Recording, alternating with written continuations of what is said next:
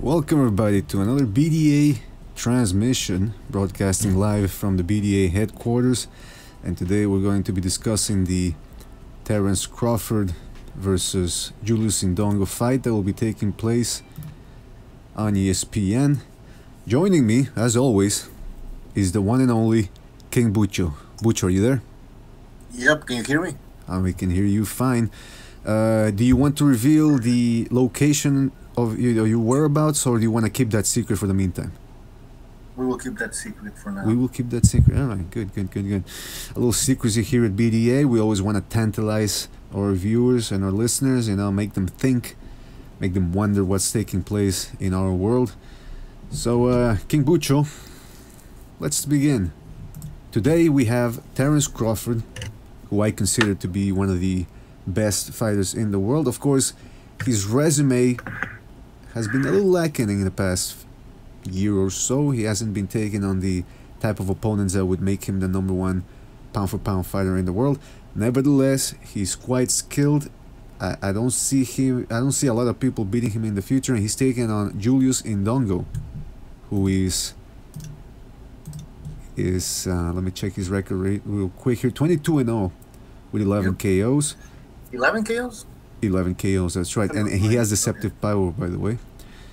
Yeah. BoxRec has him listed at 5 feet 10 inches and a half, whereas Terence Crawford is listed as 5'8". BoxRec sometimes they exaggerate the height, or sometimes they downplay it. Nevertheless, Indongo is a very awkward fighter. He's tall and he has deceptive power. Do you see this as an interesting fight? Yes, I think it's interesting, obviously, because it's a unification fight. I don't think we've had a unification fight like this, like where the four belts are at play, since I think the Loya Hopkins, maybe. Where they fought for the WBA, the IBF, the WBC, and the WBO. I think it's the first time. So obviously it's an important fight because it's a unification fight. But man, I don't think Indongo is that good, man. I see. He's tall. He's a southpaw. He might cause some problems for Crawford at the beginning of the fight, the first few rounds. But after that, I think Crawford's just gonna figure him out. So, I mean, it's a good fight, but I think there's better fights for Terence Crawford right now. Yeah, we have to keep in mind that Terence Crawford already fought a guy who's freakishly tall for his division. That was Victor Postol. Yeah. According to he was taller than, sorry, but I think he was taller than Indongo, by the way. Yeah, BoxRec has him listed. They have Postol listed as 5'11", 5 feet 11 inches. So I mean, you never know. The other the thing that differentiates Indongo from Postol is that Indongo he's a southpaw, first of all. And he throws some weird looping shots. He's an in-and-out type of fighter, whereas Victor Postol was more of a safety-first fighter. Indongo, it seems to me, throws a lot more punches than Postol. Then again, it's hard to throw a lot of punches when you're in there against Terence Crawford. So, I don't know. Did you see the Indongo versus Ricky Burns fight? Yep, I did. I did, and I was I wasn't that impressed with Indongo, to be honest. You were not impressed? Because I wasn't even that impressed with Ricky Burns either. I mean, Ricky Burns just stood there, but what I noticed is that when Ricky Burns actually proposed the fight, like when he came forward, you would see that you would notice that Indongo would kind of like panic a bit. He would back up and he would be unbalanced. So I think that's going to be the key for Terence Crawford. He has to propose a fight. He can't just stand there like Ricky Burns did, right? He has to actually go forward and move to the sides as well. He can't go back on a straight line like Ricky Burns was doing. He will have to move to the sides, and he has to throw punches. And I'm telling you, if you start throwing punches like Indongo doesn't know what the fuck to do, man. Really? Do you think and then he might actually, if Crawford does this and throws punches coming forward, you're going to notice that Indongo's going to start to panic, and Crawford might be able to get Indongo in the ropes, on the ropes, and then that's when, for sure, Crawford's going to start capitalizing on the power punches, etc. That's an interesting outlook. Now, before we continue, we want to remind our listeners that this is an open debate panel. So if you want to join us, you can contact us through Google Hangouts, through the address that you see on your screen on the lower left hand corner and on the upper right hand corner, and that address is boxingdebate@hotmail.com. So contact us through that address and we will add you on the Google Hangout, and you'll be able to talk with us live, and we'll be able to talk with you because we're very interested in what you people have to say. We want to hear some different opinions about today's fight and about anything else that might be on your mind. Is that right, Butchu? That's correct. That is correct. Of course, I'm always correct. Now, Yes. I want to continue with the Crawford-Indongo fight. Crawford, when he fought Posto, he fought him from the outside mainly. And the thing that makes Crawford so dangerous is the fact that he can move. He's very mobile on his legs. And so sort of like he'll lull people to sleep a little bit.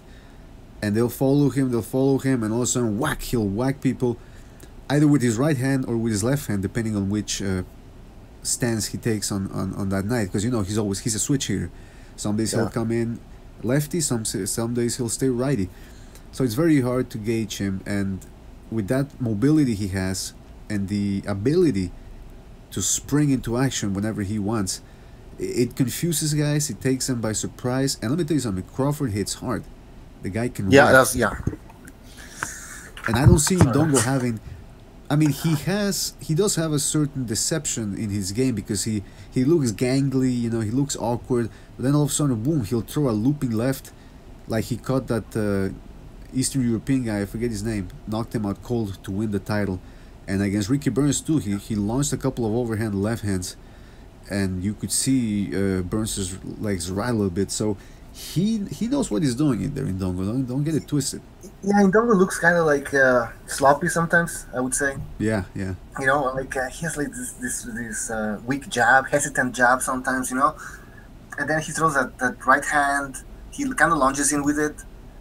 But yeah, but let me tell you, that right hand, I think if it lands, it might have some pop, you know? Oh yeah, definitely. Although it doesn't look that way, it doesn't look that way, but I mean, that fucking right hand can pop. So Crawford, I just think he has to be concerned with that right hand, because that jab, to be honest, it's a piece of garbage. Whose jab? It's not a Klitschko jab. I'm talking Indongo's jab. Indongo's jab is it's not a Klitschko jab. I mean, he has a lot of reach, and I mean, for a tall guy like that, he should have perfected his jab a bit more, because he would have been an excellent weapon. But his jab is just a bit sloppy, you know, and it's not going to cause any troubles for Terence Crawford. But the right hand that could cause a little bit of trouble, because I'm telling you, this guy can pop. So I think Crawford has to just be concerned about that right hand and the reach. But the reach, I'm telling you, Crawford's just going to figure that out quite easily. Yeah, that's one of those things that you gotta watch out for. Now, I'll tell you this much right now. When Antonio Tarver was about to face Roy Jones Jr. in 2003, I remember hearing stories about Tarver being looking sloppy in sparring, and he wasn't looking good. And I would watch some of his fights, and I said, he's gonna be too slow for Roy Jones, just like everybody else is too slow for Roy Jones. But then when they actually got in there, Tarver looked a lot sharper than in previous fights, and he was able to make Roy Jones miss and make him guess a lot. So I mean, I don't know, man. Sometimes it's deceiving. You see, Indongo never really trained for speed before.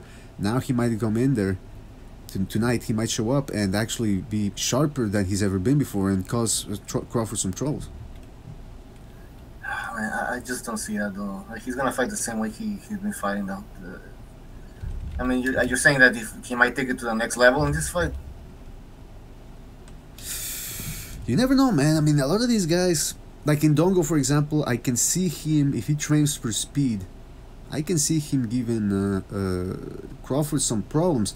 Now, the problem here is that Crawford, I think, is going to try to box him from the outside. Crawford's going to try to fight... Whoa, sorry. What the fuck? You think Crawford's going to try to fight from the outside? Crawford, yeah, he's going to fight from the outside. I think he's going to be going forward, man. What? But wait a minute. Isn't what about the reach advantage here? Ah, that's a good question. Hold on, let me check.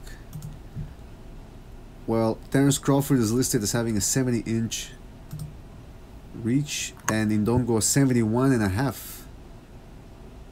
So depending on how he uses it, if he even knows how to use it, which we don't know.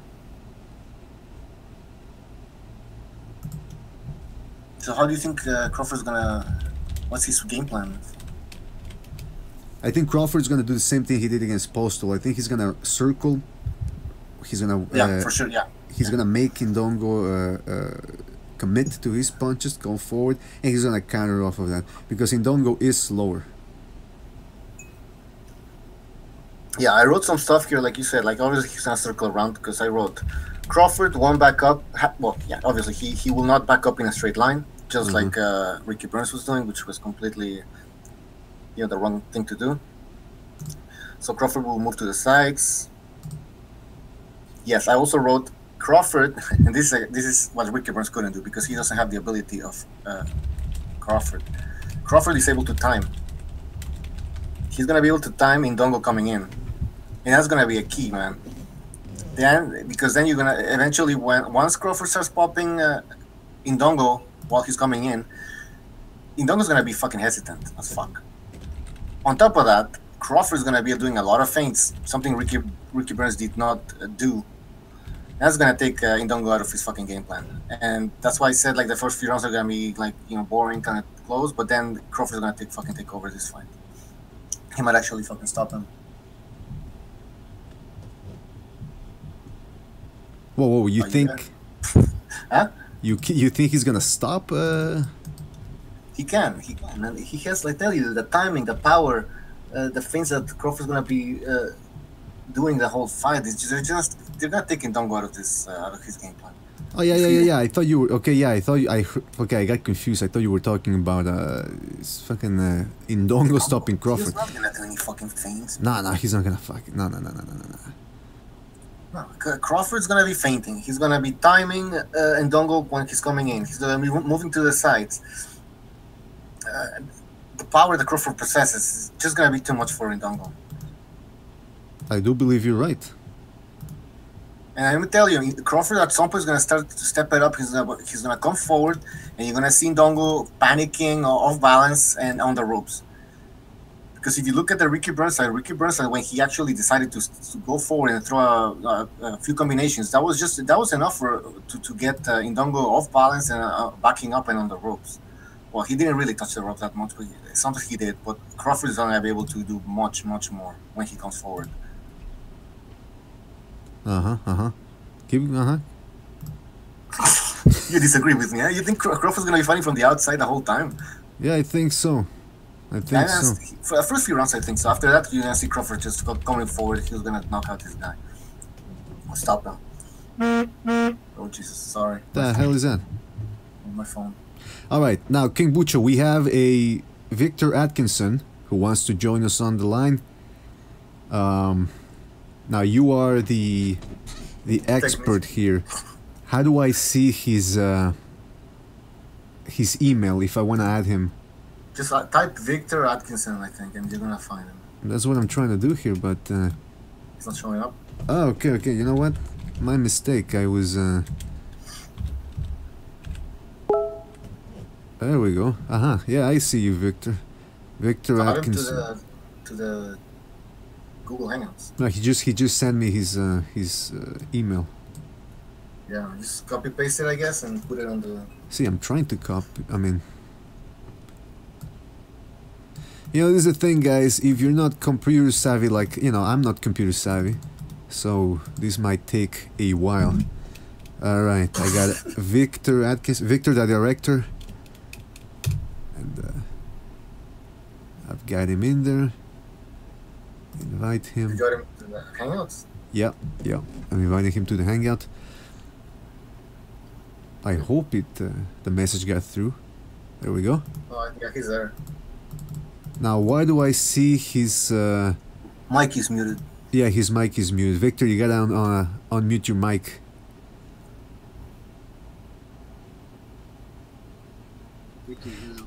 There we go.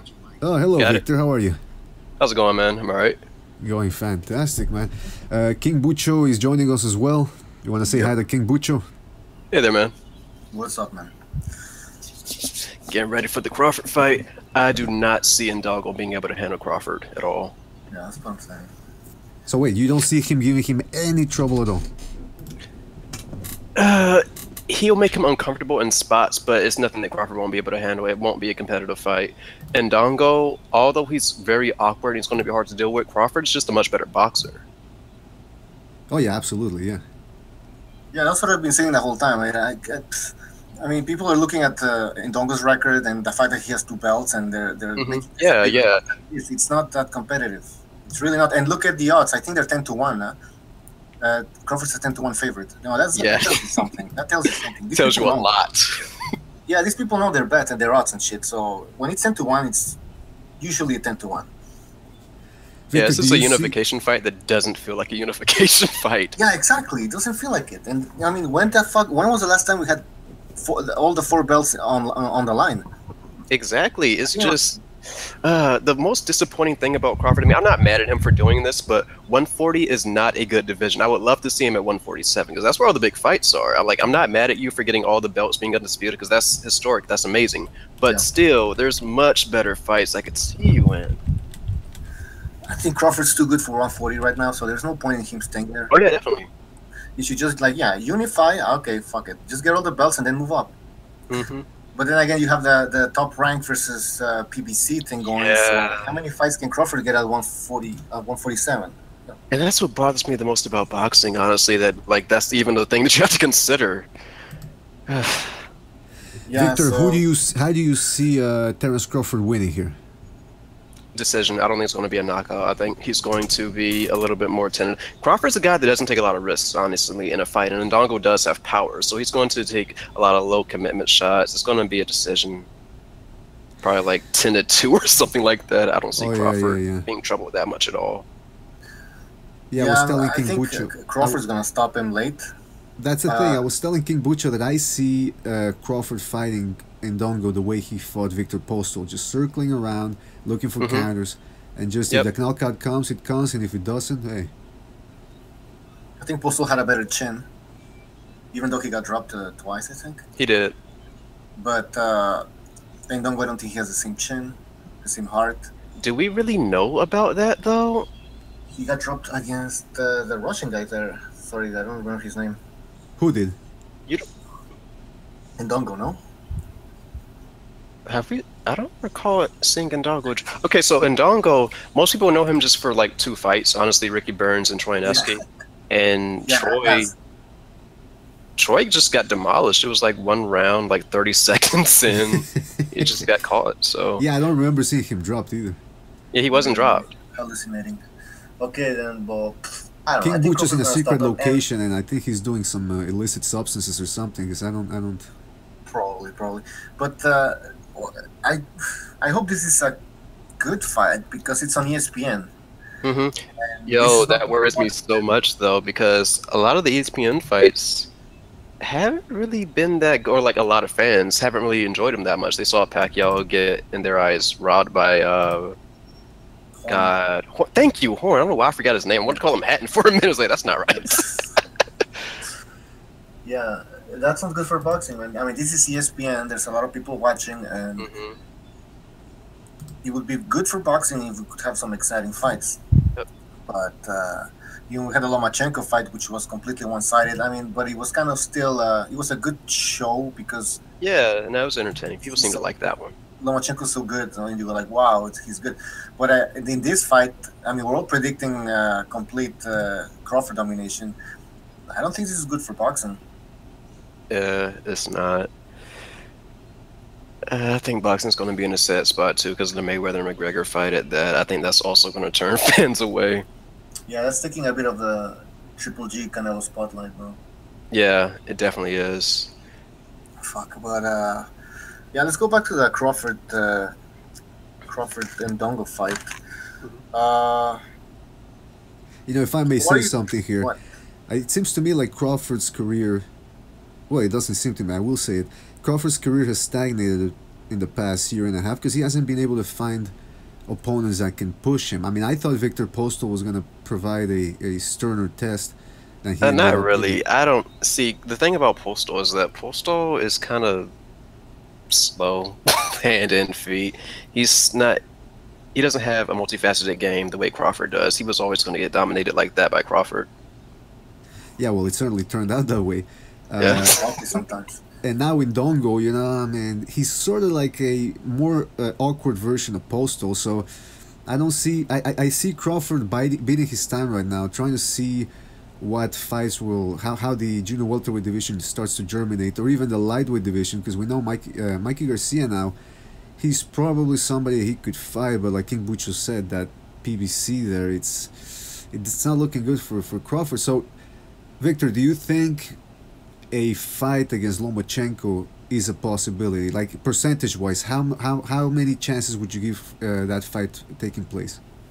I don't see it happening, but that fight definitely could happen. But I doubt we're ever going to see it. And I'm picking Crawford all day, but mainly because of size. Right. He's just. Crawford really has the size of a welterweight, and Lomachenko is 130. That's not really.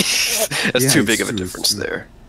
No, you're absolutely right, and you know, I mean, I was just asking because they're both with top rank, Lomachenko and Crawford. That is, so if any fight would be easy to make, it would be that one. But like you said, size-wise, I don't know how competitive that would be. Yeah. Now, I mean, honestly, even Lomachenko versus Rigo is a fight that I'm not too interested in because I just feel like Lomachenko is also too big for Rigo. Mm-hmm. So if Crawford were to go to 147, now the main guy right there, right now, if you discount Mayweather and Pacquiao, it has to be Keith Thurman, right? Yep, Keith Thurman and Spence. I think, honestly, because some people feel that Thurman shouldn't have beaten Porter, they kind of have switched sides to Spence. Mm-hmm. Yeah. Well, who did you have winning between Thurman and Porter? I had Porter winning, actually. Really? But I'm not that mad at the decision. It's just that when you take the fight and you're being controlled along the ropes and Porter's just like mauling you, and at certain points you have to literally run away from him and he just batters you more, it's kind of hard for me to say that you won. I can tell you what my score was in a minute if I find my notebook, because I wrote that one down. Yeah, sure, go ahead, man.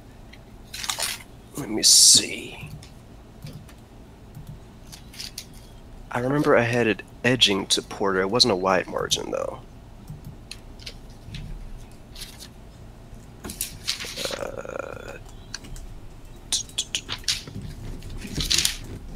Meanwhile, I'll keep the people warmed up. We just want to remind you, if you want to join us through Google Hangouts, there is an address on the top right hand of your screen and on the lower bottom left, boxingdebate@hotmail.com. So give us a call and we will put you through. Right now we're chatting with King Bucho and Victor the director. No, hold on, Victor Atkinson. I don't know why I keep calling you the director. Yeah, Victor I have Atkinson. no idea, man. What are you talking about? Alright, so Victor's about to give us his scorecard between Keith Thurman and Sean Porter. Did you find it, or? Still looking for it. I found the notebook. I don't see it in there, though. Now, do you have so a whole why. bunch of scorecards on that notebook? Not a lot, not a lot. There's probably about 7 in here. It's a notebook that I use for multiple things. See, I wish I knew about this app when that fight happened. There's this app called the Fight Score that you make your own scorecard for, and like everyone can view them. And it's really the best boxing app I have. What's so great about it? At the time I found that one, that was like a year after Porter and Thurman happened, so I didn't have anything uploaded for that one. But it's a very useful tool. Okay, you said you had Porter winning by a short margin. Yeah, remember it was 2 probably just a round or points? two. So it would be like 115. 115, 113? Yeah. Okay, so you had it, what, 7 rounds to 5? 7-5, yeah. Yeah, that was a competitive fight, and certainly I thought more competitive than the Mikey Garcia fight, right? Yeah, it was. It was actually one of the better fights of that year, too, which I think matters a whole lot. Okay, so speaking of Keith Thurman, how would you see a Terence Crawford versus Keith Thurman fight playing out? Something that I would be very interested in, I'll tell you that. I'm not sure who I want to pick to win, though. I'm not Really? So, sure. I mean, because we have a couple of questions about Crawford, about how he would even do it 147 to begin with, since that's he's right. never fought there. But I imagine he would do well, because he has the size for it, definitely. Yeah, he does have the length and both in arm wise and height wise. The problem, like you said, is okay. There's the size, the bulk, but also Keith Thurman. I think people underrate his power, man. I was just about to say that myself, actually. I was going to say, we've never really seen Crawford take a punch from anybody even remotely close to Thurman. Yeah, Thurman. I mean, yeah. Let's think about it. Who has Crawford really fought that's a hard puncher? Raimundo Beltran, I would say. hmm Maybe Gamboa. Yeah, no, Gamboa kind of buzzed him a couple of times in the early rounds. Right. That was that was the speed more than Yep. anything else. But Keith Thurman is a whole other animal, man. He's a solid 147 pounder. He's quick, and the punch that hurts you is the one you don't see coming. So I don't know if Terence Crawford he would be. But then again, like I said, we're speaking theoretically here. I don't see that fight happening anytime soon either. Well, Crawford has called him out, and Thurman doesn't seem like the type to back down. My only problem with him is that he only fights like once a year, but that's more of a Haymon thing, I'm sure. Yeah, exactly. The Haymon plan. Yeah. And that's the other thing. He's with the PVC, so how Yep. that fight getting made? I don't know. Now let's go down to another fight that might be a possibility here. Terence Crawford versus Mikey Garcia. How do you see that one playing out? Favoring Crawford, but that's a good fight. Good fight could actually happen. See, my thing with Mikey Garcia right now, though, this is probably nothing, but he said, "Come to Showtime if you want to fight." He said that immediately after the Broner fight. Now he knows that Top Rank has the ESPN deal. They're not going to Showtime. That statement there, it worries me. Worries me a lot. Yeah, that's the thing. I mean, this isn't exactly a Mike Tyson versus Lennox Lewis. It's hmm and but okay, but style wise, why do you favor Terence Crawford? I've just seen more from him. Okay, Crawford has a whole lot of tools. Mikey Garcia, as good as he is, I don't want to say basic, but he's a very textbook boxer puncher, basically. Right. I get what you're saying. So you're saying that since Mikey Garcia is more of a basic fighter and Terence Crawford is more of a, I wouldn't call him ambidextrous, switch hitting. Exactly. Yeah. He's more multidimensional in a way. Yep. So like the quick fighter, the more quick mobile fighter with power, is always gonna beat the more basic boxer puncher. Yeah. Yes, that's a good point because Mikey Garcia, he does what I like about Mikey is that he can take little steps back and makes guys miss just by an inch. Yeah, those little subtle movements, those are great. That's actually what you're supposed to do. Exactly, yeah. He doesn't move his head all that much, and he's great at parrying blows. Kind of like Golovkin, really, if you think about it. Yeah, in a way, huh? You're right. In a way, he's a lot like Golovkin in that he doesn't waste movement. Well, yeah, but the thing that I would give the advantage over to Crawford would be his legs. I think he's more mobile, and maybe the hand speed too. That would play a factor in there. Yeah. But listen, Mikey Garcia has. I think actually Mikey Garcia and Crawford fought in the amateurs, right? I'm not sure about that. I believe they did, and I believe that Crawford. Or I might be confusing Mikey Garcia with Danny Garcia, but I'm pretty sure those two guys, Mikey Garcia and Danny Garcia, fought Terence Crawford. So there might be some, some past history that they could mix into the promotion there. Yeah, maybe, but what are we talking about? A fight that will never happen. Wait, hold on. You don't think Mikey Garcia versus Crawford would ever happen? No, maybe, but like you said, it's not fucking Tyson Lewis here.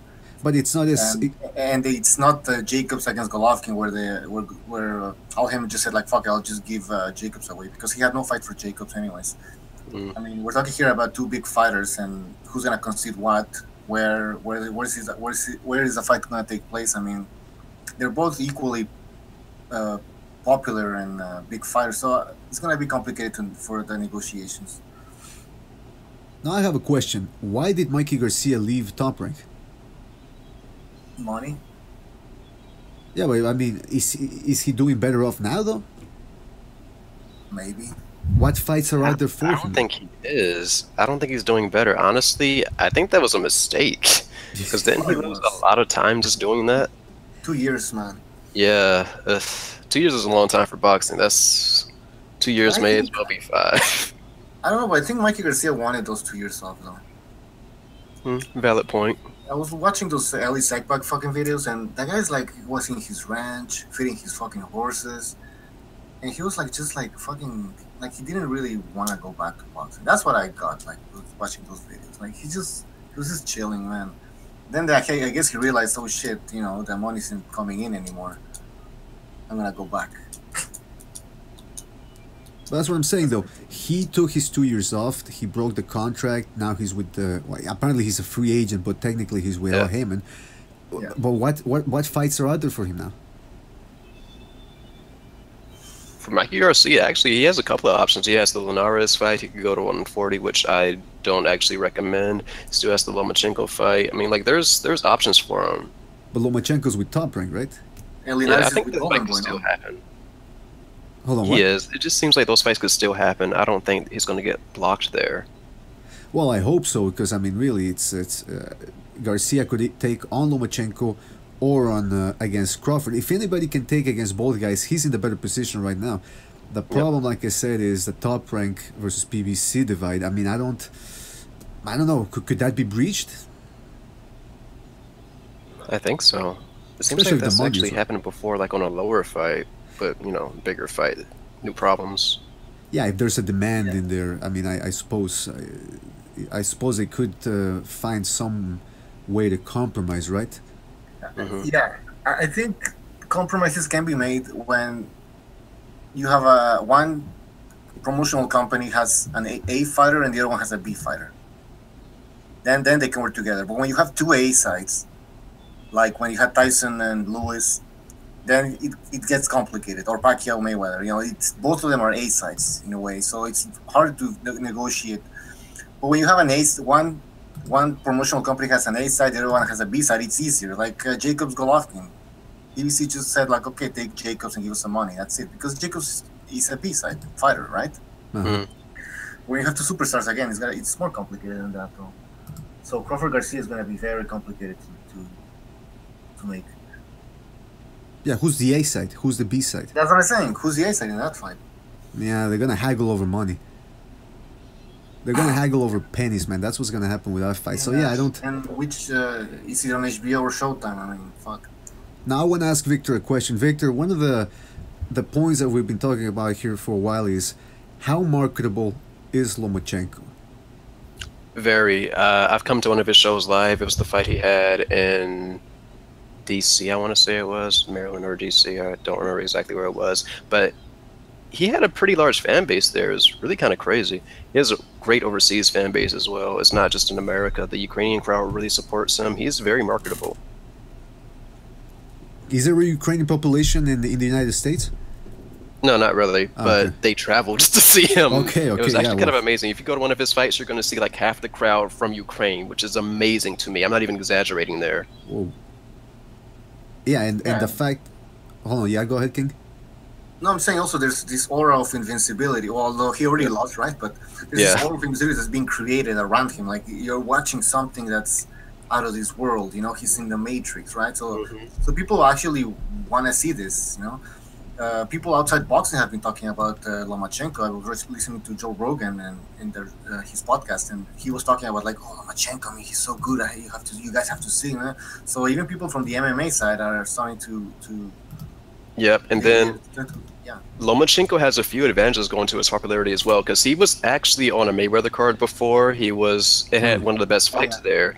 There's a few other instances that just gave him just public appearance, you know. ESPN. He's going to be a star. I predict in the next few years he's going to be one of the top stars in boxing. You could argue he's already that, but I mean, like, his popularity level is going to skyrocket exponentially pretty soon. Mainstream, you mean? Yeah. Okay, so you see him as being, you know, taking over the Mayweather-Pacquiao spots. Yeah, I mean, not to that extent, obviously, but it's going to be pretty high. He's going to be like in Golovkin status, I think. Oh yeah, but do you see? Okay, so you see him. You see that limit then? Yeah, but I mean Mayweather and Pacquiao, that's like S tier. It's like above, Yeah, above because a lot of stuff. if you think about it, both Mayweather and Pacquiao beat De La Hoya, and that's when their popularity really But went to even the next level. Lomachenko doesn't have that. No, and let me just say, Pacquiao. Yes, it's true that he became way more popular after he beat De La Hoya, but even before that, come on, Yeah, yeah, he that's had the true. full support of he the beat all those Philippines. Mexicans. He beat all those Mexicans, and that Too. Lomachenko needs more Mexican wins. He needs to beat Salido again, even though for sure he's gonna beat Salido, but he needs to get that out of the way, and he needs to get more Mexicans behind him also. I think. Well, see, But that's the thing. Lomachenko doesn't have any. There's no Morales, Barreras, Marquez right now. No, that's the Yeah. thing, and that's the thing So- because if he needs to fight somebody to climb the steps of popularity. Right now, Yeah. he hasn't really. There's no big name that that even boxing fans go, "Ooh, he beat that guy!" Wow. And then after that, if he beat, let's say there were a bunch of Barreras and Morales around, and he beat them, he would still need a guy. He would still need to be the guy that's already mainstream in order to take that spot, or keep winning completely in impressive fashion, so that even the people that aren't boxing fans go, "Whoa, look at this guy." But even then, there would be a plateau. Yeah, how can he break that plateau? I mean, he's learning English, right? So that helps. It should. I mean, yeah, obviously. Now, that's the thing. Golovkin, Victor mentioned that Golovkin, he's not mainstream, but he's a popular character, especially when he fights, whether it's in New York or in LA. He does fill up avenues. So I could see Lomachenko. Victor, when you were at the DC fight, you said, which fight was that? That was the Sosa and Lomachenko fight. Right, yeah, It was okay, actually a yeah. really good card. And that was a sizable crowd then. Yep. And how about the Sold out. atmosphere? How about the what? The atmosphere. How was it? Oh, it was wonderful, man. The Ukrainians are they're a beautiful group of people. It's kind of absurd how many were there. Like, you go in and it's electrifying. When they sing the Ukrainian national anthem, Oh boy. jeez, it's an experience. Yeah, that must have been something, man. Especially since it's their guy, and he's such a dominant guy. So they must have walked away pretty happy, right? They did, and okay, I was talking about how the Ukrainian crowd really supports Lomachenko. It probably wasn't just Lomachenko, because Usyk was on that card. Vostok was. They're both Ukrainians, so they had a few reasons to show out there. Yeah, it was a Ukrainian night. Yeah. So okay, so now we can surmise that Lomachenko does have a fan base. People are mesmerized by his style. So I think it's pretty safe to say that he will be one of the big names in boxing. Pay-per-view wise, right now, would you say he's in the, depending on the opponent obviously, he's in the 300,000, 400,000 pay-per-view buys level? No. Right now, yeah, I don't think so. Who is anyways? Fuck. Like, Yeah, like right now, the pay-per-view is not really the same. After Mayweather and Pacquiao, sales went down a whole lot, so I don't think anybody's really going to be doing that much right now. Yeah, that's the thing. Unless you're Canelo or unless it's a big mega fight between, for example, Canelo Golovkin, they should stay away from pay-per-view for the meantime. Definitely. Now, Victor, speaking of pay-per-view, we don't really want to get too much into it, but I am curious to ask people nevertheless. Oh, the Mayweather and Yeah, McGregor fight? I'm not even going to watch that. No, I want no part of that. No curiosity at all, huh? None. It's a sham of a fight. God, it's kind of disrespectful, honestly, to me, for Mayweather's 50th fight to be against a guy that's 0-0. I mean, come on. If they made this an exhibition, I wouldn't care. I'd have no problems with it, but we're treating this like a regular boxing match? Okay. Yeah, how yeah. the hell did the Las Vegas State Athletic Commission approve this shit? I mean, seriously. Yeah. It's a joke. And then only for this fight, they're gonna be allowed to use 8-ounce gloves. Yeah, like that. Which shows you in itself that this is not a real thing. It also shows you how serious the Las Vegas Athletic Commission is. It's a big joke. I mean, they'll do anything for money. I mean, fuck. Yeah. I'm surprised they haven't made up a belt just to go for this fight. Yeah, Just like, they allow Mayweather Yeah, against good. Beetlejuice if he sells tickets. You know, they don't care, man. They'll sanction anything. They'll sanction any fucking fight as long as it makes money.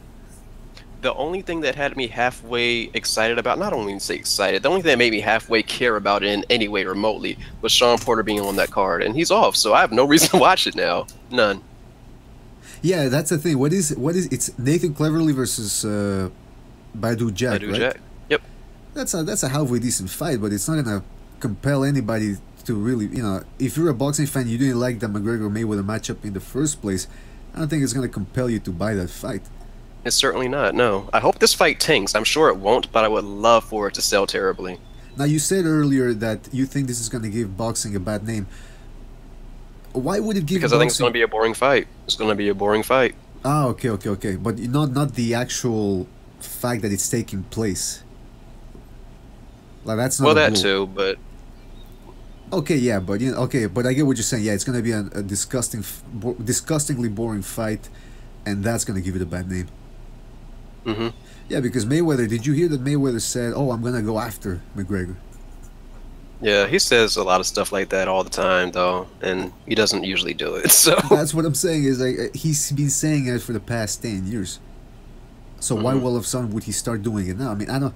People keep, they say, "Fool me once, shame on you. Fool me twice, shame on me." Mayweather has fooled people like 30 times.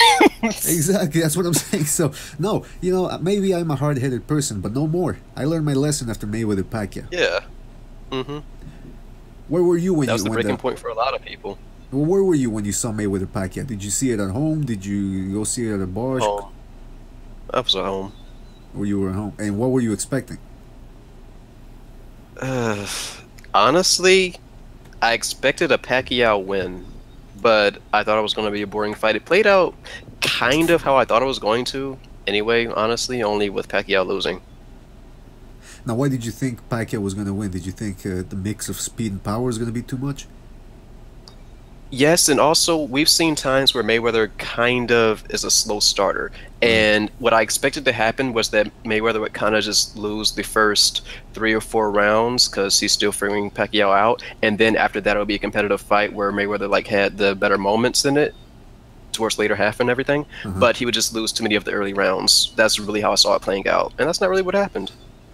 No, that's the thing. Pacquiao just couldn't get off. Now, did you expect that if it was a close fight, they were going to give it to Pacquiao? No, I did not. Okay, and then it ended up being a Mayweather dominant. Well, actually, Yeah. that's the thing. I rewatched the fight not that long Oh yeah, ago. that was closer than a lot of people gave it credit for. Exactly. It's just like Mayweather was in control. He controlled. He was a ring general that night, but it's almost like he was squeaking by, doing the bare minimum just to win that fight. Yep. And of course, King Butcher. I remember. Didn't you think that Pacquiao was gonna give? I mean, I don't remember if you picked Pacquiao to win, but you did say he was gonna give him a tough fight, right? Yeah, I did. And I mean, let's be honest. Also, it was Pacquiao's fault for not also, coming for attacking, being more aggressive. For some reason, he didn't throw punches. Man, it could have been the shoulder, to be honest, because. Yeah, I think it's a combination of a few things: shoulder, age. He had just been knocked out by Marquez. Yeah, no, this fight happened too late. Yep. That's the truth. So I don't even know why we're going back to this shit fight. I'm asking because I'm actually. Fuck it, man. I know, but I'm curious to see really what people were expecting, because I was expecting Pacquiao to give him, a good fight. His activity level, his mix of speed and power. I thought it was gonna give him some problems, but he just couldn't get off, man. And that's what happens when you fight Mayweather and he decides to go on the back foot more than usual. It's very hard to cut off the distance against him. Yeah, fuck that fight. And that's what I'm saying. If Pacquiao couldn't do it, Robert Guerrero couldn't do it. We're talking about 2 good southpaws. And if you even want to go back more than 10 years, Zab Judah, the Marcus Corley, what is McGregor gonna? It's really an interesting. The reason why I'm interested in this McGregor Mayweather thing is because it's an interesting look at how people can be lulled into buying something that they should know from way ahead is not going to turn out into a good spectacle. And especially McGregor. I mean, if you think about it, Victor, are you an MMA fan or do you watch? You are? Yep. So you've seen the McGregor-Diaz fights, right? I have both of them. The second one was actually really good. Yeah, it was fantastic. Both fights actually, pretty exciting. A lot of hard blows landed, drama, excitement. But what did you see from those two fights against Diaz that spells danger for McGregor? He has pretty bad boxing fundamentals, and he was getting pieced up by Nate Diaz in the first fight. And honestly, he was pretty close to getting knocked out in the first. I know he lost by submission, but he was pretty close to getting knocked out in the first fight. Nate Diaz, I don't know if you know this, but he's not a hard puncher at all. Yeah, he's more of a volume puncher, right? Yep. So yeah, he's not someone that should be like stopping you like that off the feet the way he did. Yeah, it's true, man. I mean, I don't know. And Diaz, he does some good things in MMA in terms of incorporating the boxing skills. But the thing that worried me about McGregor more than his actual boxing skills is the stamina. I was just about to say that actually. His stamina is pretty bad. Honestly, he was going to lose the rematch against Diaz.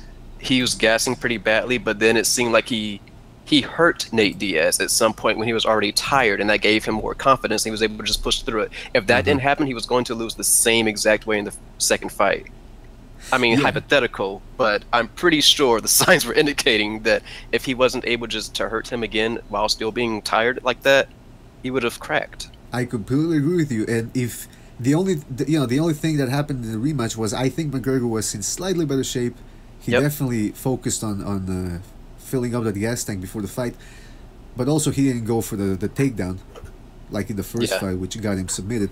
But McGregor, let's face it, he is a tough character. He's got a tough mind. He wouldn't have gotten to the place where he is right now if he wasn't strong mentally. But he's stepping into a boxing ring against one of the best fighters of the past 20 years. Even if he's 40 years old, I just don't see McGregor really. Even the first 4 rounds, I don't see him being competitive. It won't be. It shouldn't be. If it's competitive, it says more about how shot Floyd is than anything else. Shot already needed money. Yeah. How much is he getting, by the way? Good point. How much is he getting, Mayweather? Mayweather, I think they said... I can look this up for you right now, actually. It was an absurd amount. Absurd, Jesus. Well, good for him, though. It's a nice business decision to make. It's a spectacle, and if people, for anybody out there that's gonna watch the fight, if you should go in there with lower expectations. Low expectations. That way, you won't walk away out of it angry. You won't have to beat your wife or whatever you do when you're angry. Because let me tell you something. If you go in there thinking this is gonna be a great fight, you're gonna be disappointed. So are we done talking about Indongo and Crawford? Or? We might go back to it. You know how we do it over here at the Boxing Debate Arena. We go back, we go forward. There's not much you can say, because to be honest, like, we all agree that it's going to be a one-sided fight. Well, I was trying to... It's like... it's not I was trying to... That's why I was trying to talk more about, the future fights. I know, but there's people in the chat asking about Indongo and Crawford, so... Well, we'll answer. Do you know what I'm worried about? It's on the same card as the Crawford and Indongo fight. I'm worried about Nicholas Walters. Wait. I mean, he's fighting on the Mayweather? I didn't even know. He was going to, but he got sick, so he pulled out.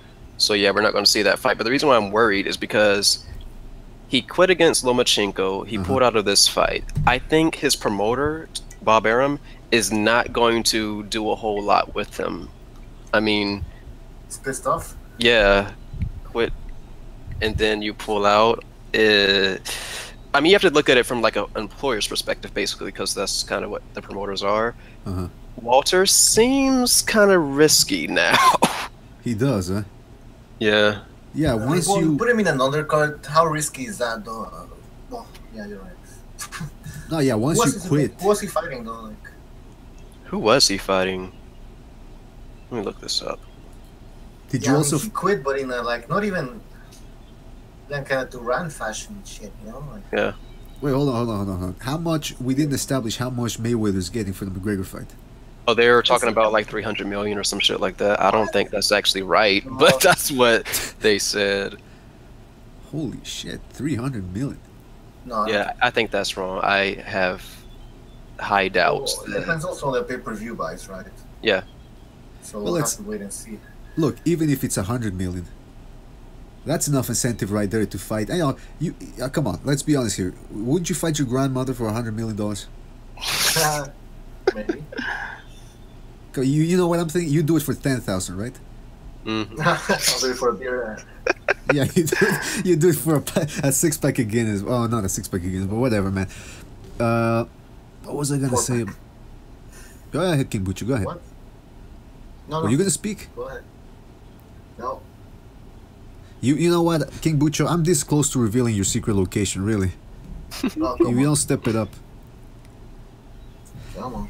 You know, I was listening to the Joe Rogan podcast, and it was interesting because, you know, going back to the McGregor Mayweather thing, they showed that they were watching that 15-second clip of McGregor hitting Malignaggi with left hand, and they were going bonkers over that left Oh yeah, hand. fuck that shit, man. And Yeah, all of that a whole sudden, thing is silly to me. I mean, It's a piece of garbage, man. It's like just they're trying to sell the fight. yep. Little clips where McGregor's landing a few punches and now everyone's like, whoa, he beat a boxer. Oh, this fight's more competitive than people thought. Oh shit, let's watch. Let's see what happens. Like, come on, man. Jeez. It's kind of silly. It's like, do people not realize that Paulie Malignaggi was never actually a top boxer? And he's been retired. It wasn't that long ago, but he still has been retired. No training camp. He shows up.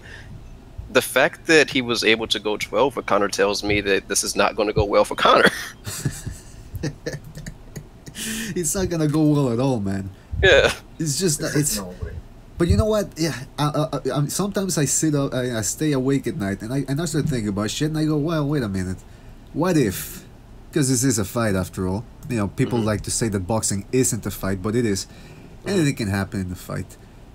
But realistically, if we want to talk about possibilities, yes, there's always a possibility.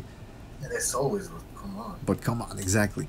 But anyway, so that there's that fight, and it's, you know, it gives an interesting insight into the psychology of people and the marketing perspectives that are out there in how to make an event like this into a really a multi-million-dollar affair. But we are gonna have two great cards in the fall, right? And I'm talking about the Canelo Golovkin fight. But before that, also, Roman Chocolatito Gonzalez. Dude, that is amazing. I am so hyped for that one. In a way, in America. Oh, Jesus. Do you guys watch him? You know what? I've seen some of his fights, but I don't enjoy his fights right now because they're not competitive. But man, that when guy... you fight in Japan, it's usually not competitive, except last weekend's fight. Like it was last weekend's fight. Oh, the Pantera. What's his name? Yeah, Panterita. There. Panterita, yes. But yeah, that's an exciting card. Fuck. Fights. You know, they're trying to set up Roman Gonzalez versus Inoue, assuming that Roman Gonzalez beat Wangek. By the way, who did you have winning that fight? Wangek versus Gonzalez. Chocolatito. Yeah, okay. Yeah, Chocolatito. Thought so. Yeah, I was you're not shocked, crazy. man. You're not crazy, man. I think most people had Gonzalez winning. I think most people had Gonzalez winning that fight. I don't know what the judges were watching, really. But how you know? Do you see Gonzalez stopping Thai guy? I forget I can't spell his name. I'm just gonna call him Thai guy. Wangek, yeah. No, I call him Wangek because his other name is Srug Young V Cyrus. I can't say that. No, I call him Wangek. Longek, is that what his name is? Wangek W. Yep.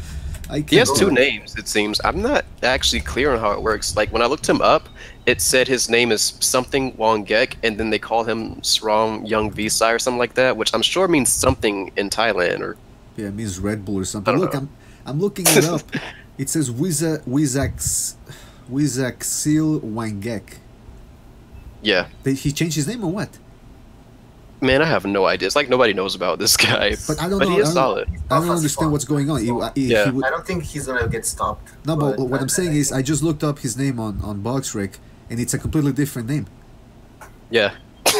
It says Yeah. alias Srinskaets, or you know, the name that we can't spell. What the fuck is going on? And why is an alias? Why does an alias include three names? Right? Hold on, is this some sort of like Mandela effect thing going on right now? Probably. I was gonna say something about Chocolatito.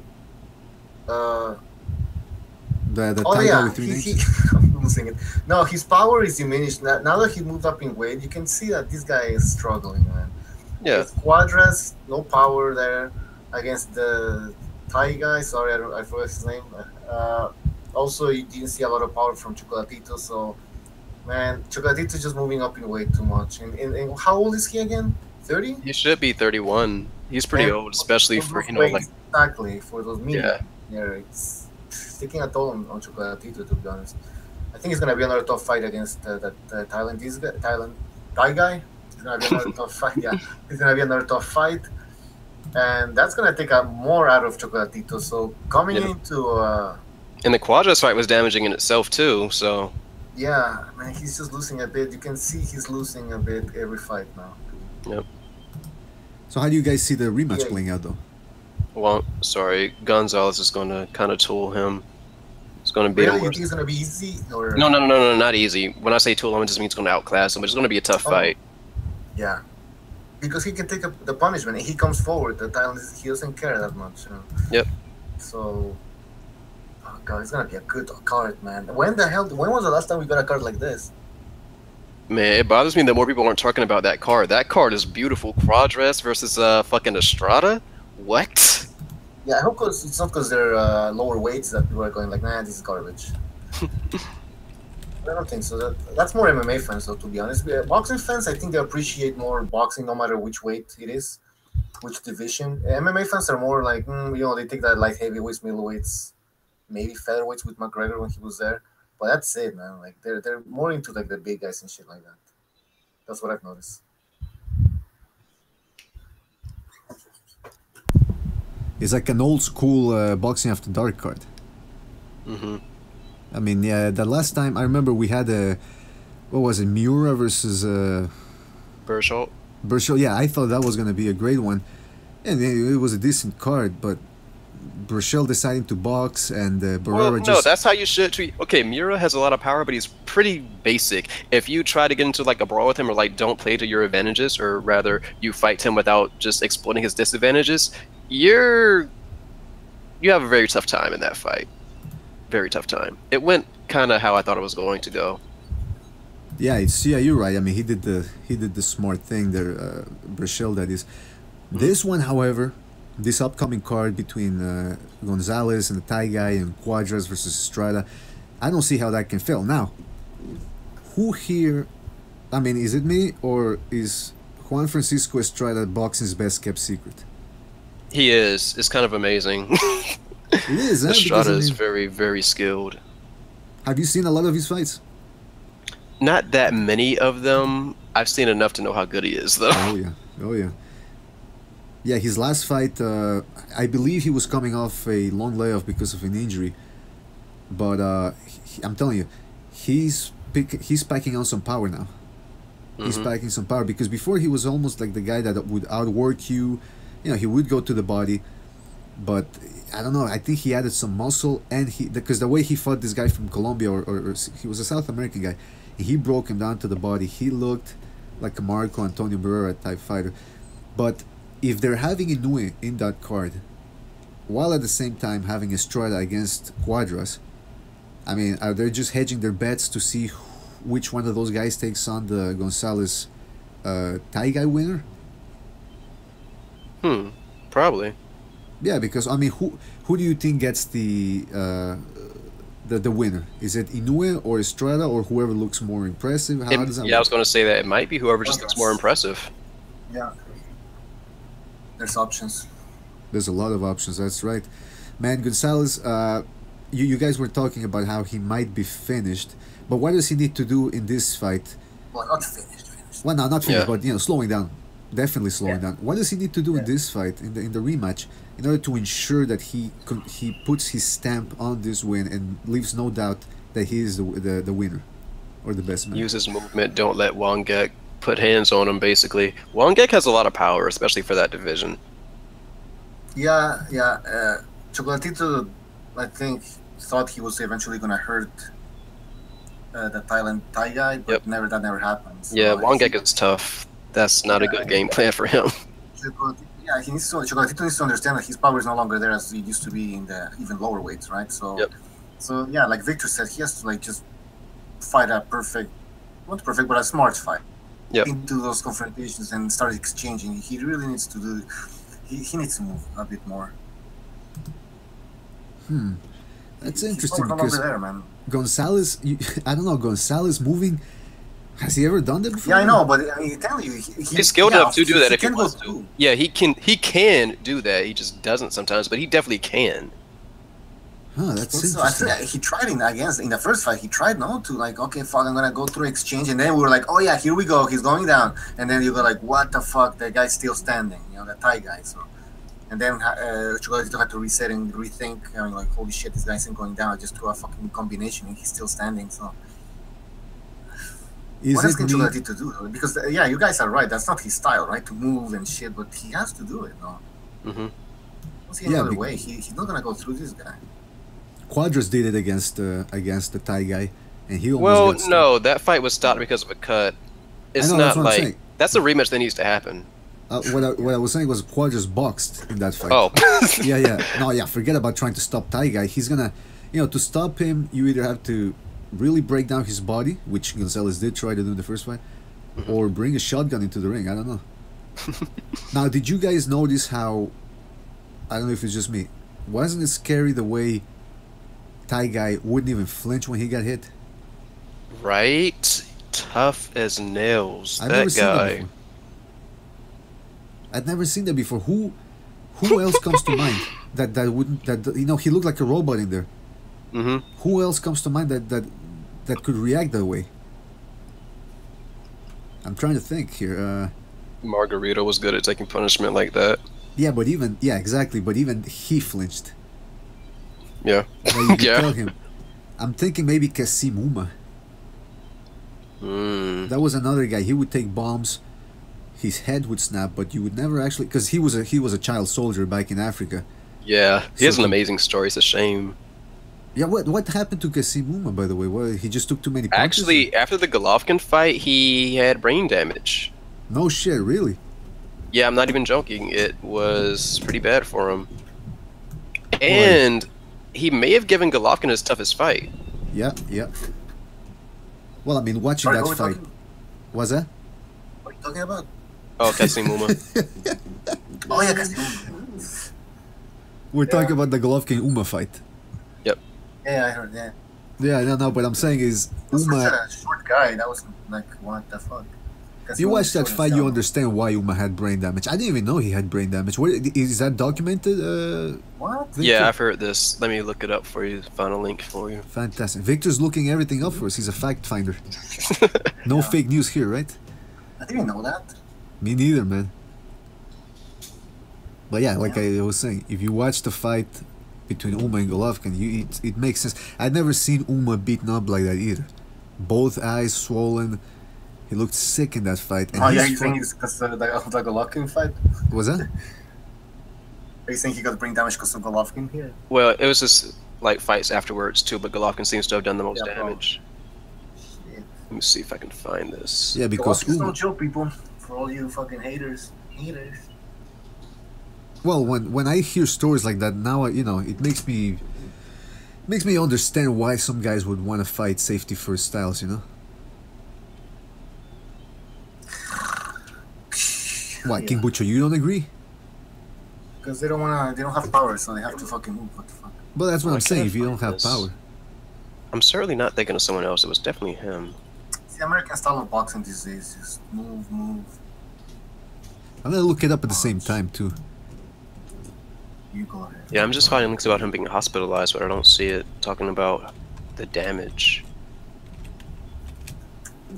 Oh, and then they're certainly not gonna tell you exactly how he got the brain damage.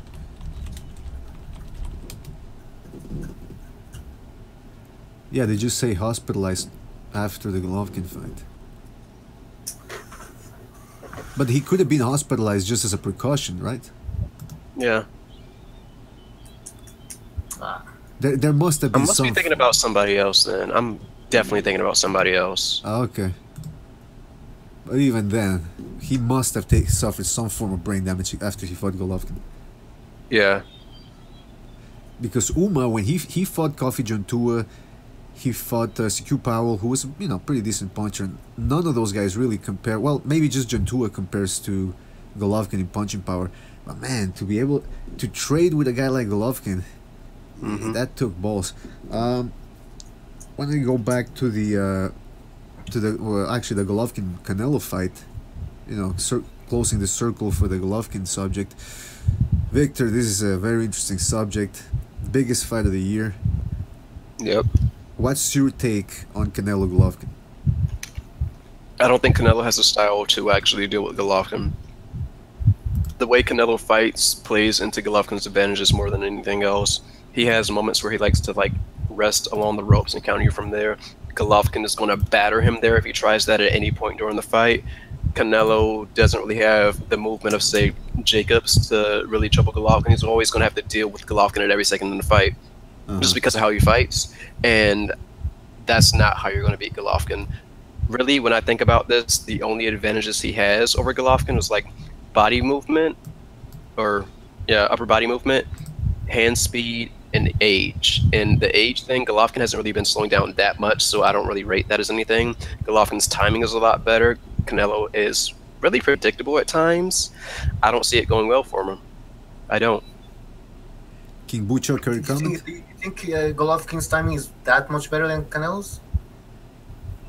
Is better than Canelo's. Yeah, he's I really think good at timing. The same, man. To be honest, Canelo has a good timing and precision as well, I think. How long did it take him to time American? I know American is a lot faster, but, you know. I mean, yeah, it was hard for Canelo to catch fighters like Lara, but then Lara was fucking backing up the whole time. Yeah, I don't really like to use that. You shouldn't look at that fight and go like, well, look, because in that fight, Canelo looked bad. He was swinging in the air and shit. But then again, like I said, like Lara was fucking on the back. Yeah, and that's not how like Golovkin fights. So yeah, I don't think that's going to come into play. No. I'm just saying, like, people are gonna say like, well, look at Canelo. He was missing all these punches. Yeah, but. Yeah. What was the other thing? Power. Obviously, Golovkin has way more power. Yeah, no, but Canelo has enough power to like keep you honest, so that's fine. Yeah, it's not Malignaggi power, right? Yeah. Ring IQ. Favoring Golovkin there. Yeah. Are you going through a list there, King Bucho? Huh? Are you going through a list there? No, I'm just in my head trying to. I'm imagining the fight. I'm curious. Who did you? I'm addressing Victor here. Who did you have winning the Golovkin Jacobs fight? I had Golovkin winning. I thought it was pretty clear. I had it Golovkin. I think I gave Jacobs 4 or 3 rounds. I forgot which one, but it wasn't that many. It wasn't even 5. I know that for a fact. Have you seen the fight afterwards? Did you see it afterwards as well? Oh yeah, I've seen it a few times. Okay, it's a good fight, huh? Yeah. It was actually a lot better than I thought it was going to be. I liked seeing Golovkin have to fight a more tactical fight and just have a match where he didn't just like completely run through somebody for a change. Yeah, because I remember I talked to King Bucho about it, and he agrees with you. He says that Golovkin pretty much dictated the pace. He was a ring general. He was backing Jacobs up. Jacobs didn't have any other choice than to back up. I had it closer. I actually told King Butcher this during the fight. I said, "Oof, I think they're gonna give it to Jacobs just because." I thought they were going to give it to Jacobs. I thought they were going to give it to him. Yeah, which I was worried. Sorry, no, I wasn't worried. I knew Golovkin won. It was clear. Oh no! I knew he won. I thought he was going to get robbed. That was my concern. Yeah, me too. Kind of like because they're in New York, and then now Haymon maybe was. I mean, who knows what the fuck this could have done, But. Yeah, okay, yeah. We all agree it was a clear Golovkin win. Yeah, it was a clear Golovkin win. I'm tired of talking about this fucking fight. Jacobs did not win that fight. Yeah. Jacobs, it seems like people judge that fight on, like... what they expected. Exactly, that's what I was going to say. Yeah, no, obviously. Yeah, to be honest, I did predict... I thought that Golovkin, it was going to be easier. I thought it was going to be an easier fight. Same. I thought Golovkin was going to stop Jacobs. I was shocked that it didn't happen. I give a lot of credit. I give a lot of credit to Jacobs, man. He fought like the fight he wanted, but Can we talk That about wasn't gonna win how? you a fight. Can we talk about how amazing it is for Jacobs to show up like that big and be able to move the way he did, though? Like what? How was he able to When do you put on that? that much weight, isn't your plan to like, you know, use that weight as an advantage? Mm-hmm. I think it was though. Who the It hell made puts him- up? Who the fuck?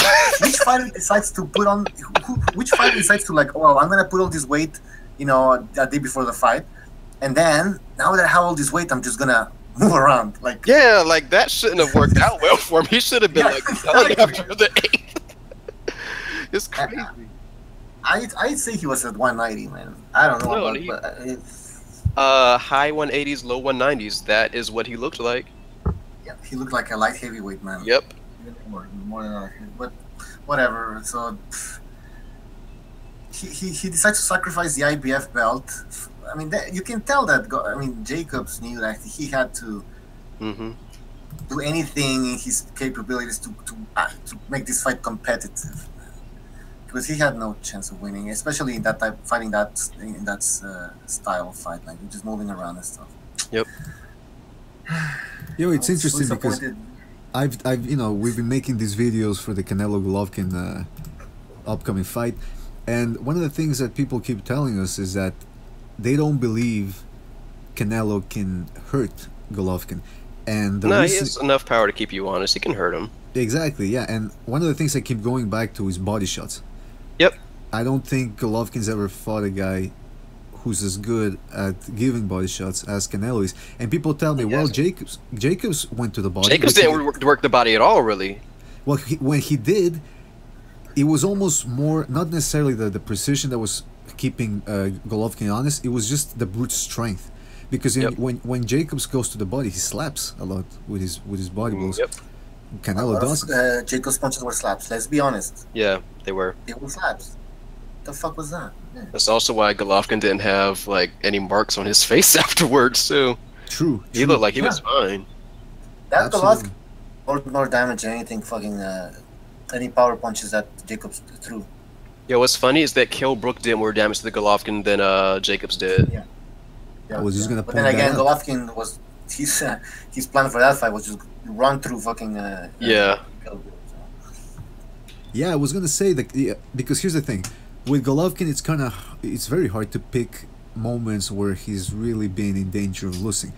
The Jacobs fight, we all agree, was dangerous because you never know what the judges are watching. Even though we all know that Golovkin won that fight, but there was still that doubt that since Jacobs performed better than expected, they might have, given him more credit. The Kell Brook fight, like Victor said, he actually took more head-snapping blows in that fight than in the entire That- Jacobs fight. Yep, that uppercut in the second round. Ooh. Oh yeah, that Might uppercut be that the lifted toughest him thing up that there. Golovkin had to deal with. It is, huh? Oh, I mean, it was, and because if you think about it, I'm pretty sure his plan was, okay, I'm gonna see what this smaller guy has to give me, and then I'll judge it from there. Third round, he had to come out swinging because he knew if he just stopped in front of Kell Brook and really let Kell Brook do his thing, he was gonna take even more blows. So he had to take him out of there fast. Yep, Golovkin's plan in that fight was actually pretty good, and people don't talk about this a lot, but he made Brook deal with him constantly, like at every single moment in that fight. That neutralized a lot of Brook's speed and movement because he had to keep dealing with Golovkin at every single second, just got broken down by that. Absolutely, exactly, yeah, because he always puts pressure, right, Golovkin? But in that fight, especially like I said in the third round, it's just like he turned it up, man. Yep. He turned on the afterburners, and like you said, Kell Brook, he had to be focusing on especially since he was hurt in the first round.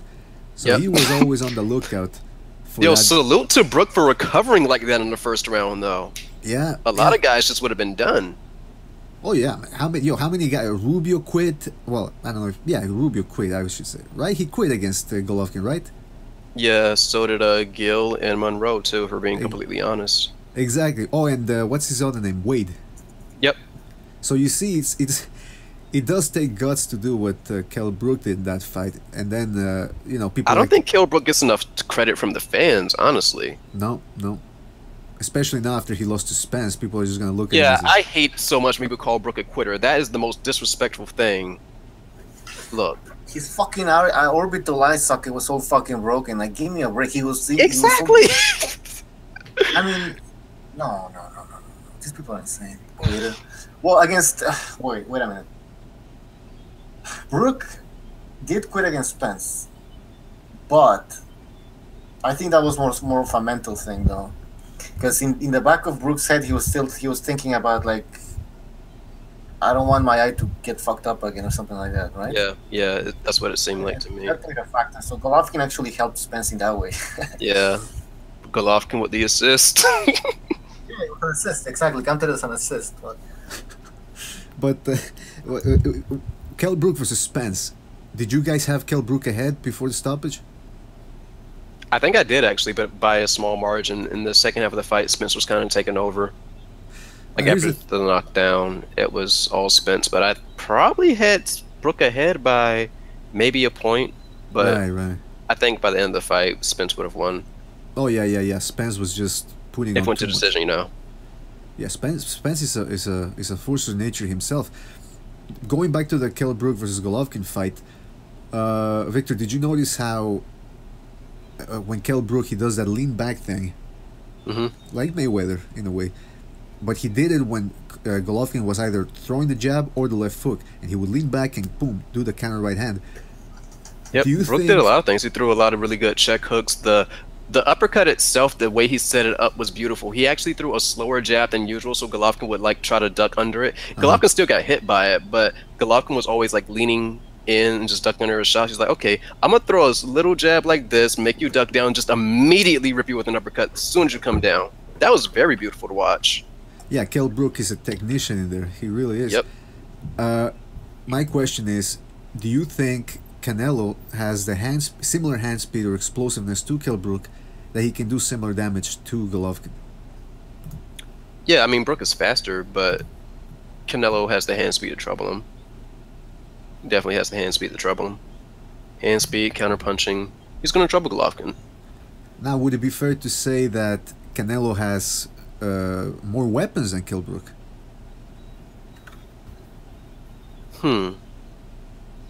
See, I rate Brook pretty highly, so I don't know. Because have you ever seen Brook throw the type of left hooks and left uppercuts, both as counters and as lead punches, that Canelo does, the way Canelo does? Yep, valid point, valid point. Because that's what I'm looking at. I'm looking at Canelo being able to do a lot more than most people think, offense-wise. I mean, this guy throws punches from all angles. But, I mean, that's the thing. And here's the thing. Brook is, I believe he's listed as 5'8", being 5 feet 8 inches Brook, tall. I think he's 5'9". He's 5'9"? Yeah. And is Canelo 5'9", or is he shorter? Jesus, that's a debate, huh? Because forget Some people about think what... he's 5'7", man. Yeah, Canelo's not a tall guy. I think his height is wrong. Let me see. Brook is 5'9", and or he's listed as 5'9". People say he's 5'7". I don't think so. You're talking about Canelo, right, King Buchu? Yeah, they're listed at the same height. Yeah. They're listed as both being 5'9". But is it just me, or does it seem like Canelo is actually more like 5'7"? Yeah, no, you're right. Canelo seems shorter than what he's billed as. Is that because he's so muscle-bound? Is he such a big guy, or is he really as short as shorter than he's listed? I'm 100% sure he's shorter than he's listed. Holy moly, that's trouble for him against Golovkin right there. Yeah, the jab itself, distance. Canelo has good lateral movement. Body movement. Sorry, body movement. So I think it's gonna be a factor. People think that Golovkin's gonna be able to land that jab easily, like he did against David Lemieux. But come on, David Lemieux has come on. Yeah, Canelo is pretty good at slipping the jab. Canelo's good at that. Yeah, and countering. He can. He's gonna be. He might counter Golovkin's jab. Let me tell you that, man. This is actually the key to that fight. The key to this fight is if Golovkin will be able to establish that jab that way. Because if he does, he's going to win. If Canelo has a counter for it most of the time, Canelo, the fight goes in his favor. I just don't think he's going to be able to do it that well. You know what I think? Yeah, that's what I'm waiting to see. Very interested in this matchup. You know what I think? I think that if... How should I say this? I think I'm pretty sure that Canelo, when he's gonna counter Golovkin's jab with body shots. Mm-hmm. I've seen videos where he's hitting the, he's hitting the pads, the mitts. He's really countering everything to the body. Yep. He's countering with body shots. Is it me or is the Lemieux win by Golovkin? Is that Lemieux fight looking better and better now? Oh yeah, definitely. Yeah. After he knocked out Stevens or what? Yeah, Lemieux's been on the tear though. Lemieux is actually pretty underrated, I think. He's not the most skilled boxer, but he will cause problems for a lot of people. Like, I don't know if Canelo can even beat Lemieux, to be completely honest with you. No way. Come on, man. Come on. Hey, I'd be interested in it. Tell you what, I wouldn't be very confident that Canelo's gonna dominate him or just walk through him. No, I think it definitely would be tougher. It wouldn't be as easy of a win as Golovkin. Yep. But I think Lemieux's too robotic, and he can't evade a jab, man. He can't. Lemieux can't. He cannot. No, he's not. He's just like he's a power puncher. Mm-hmm. Not a power puncher. Like you remember Mosley's father used to call Mosley's style, his son's style, power boxing.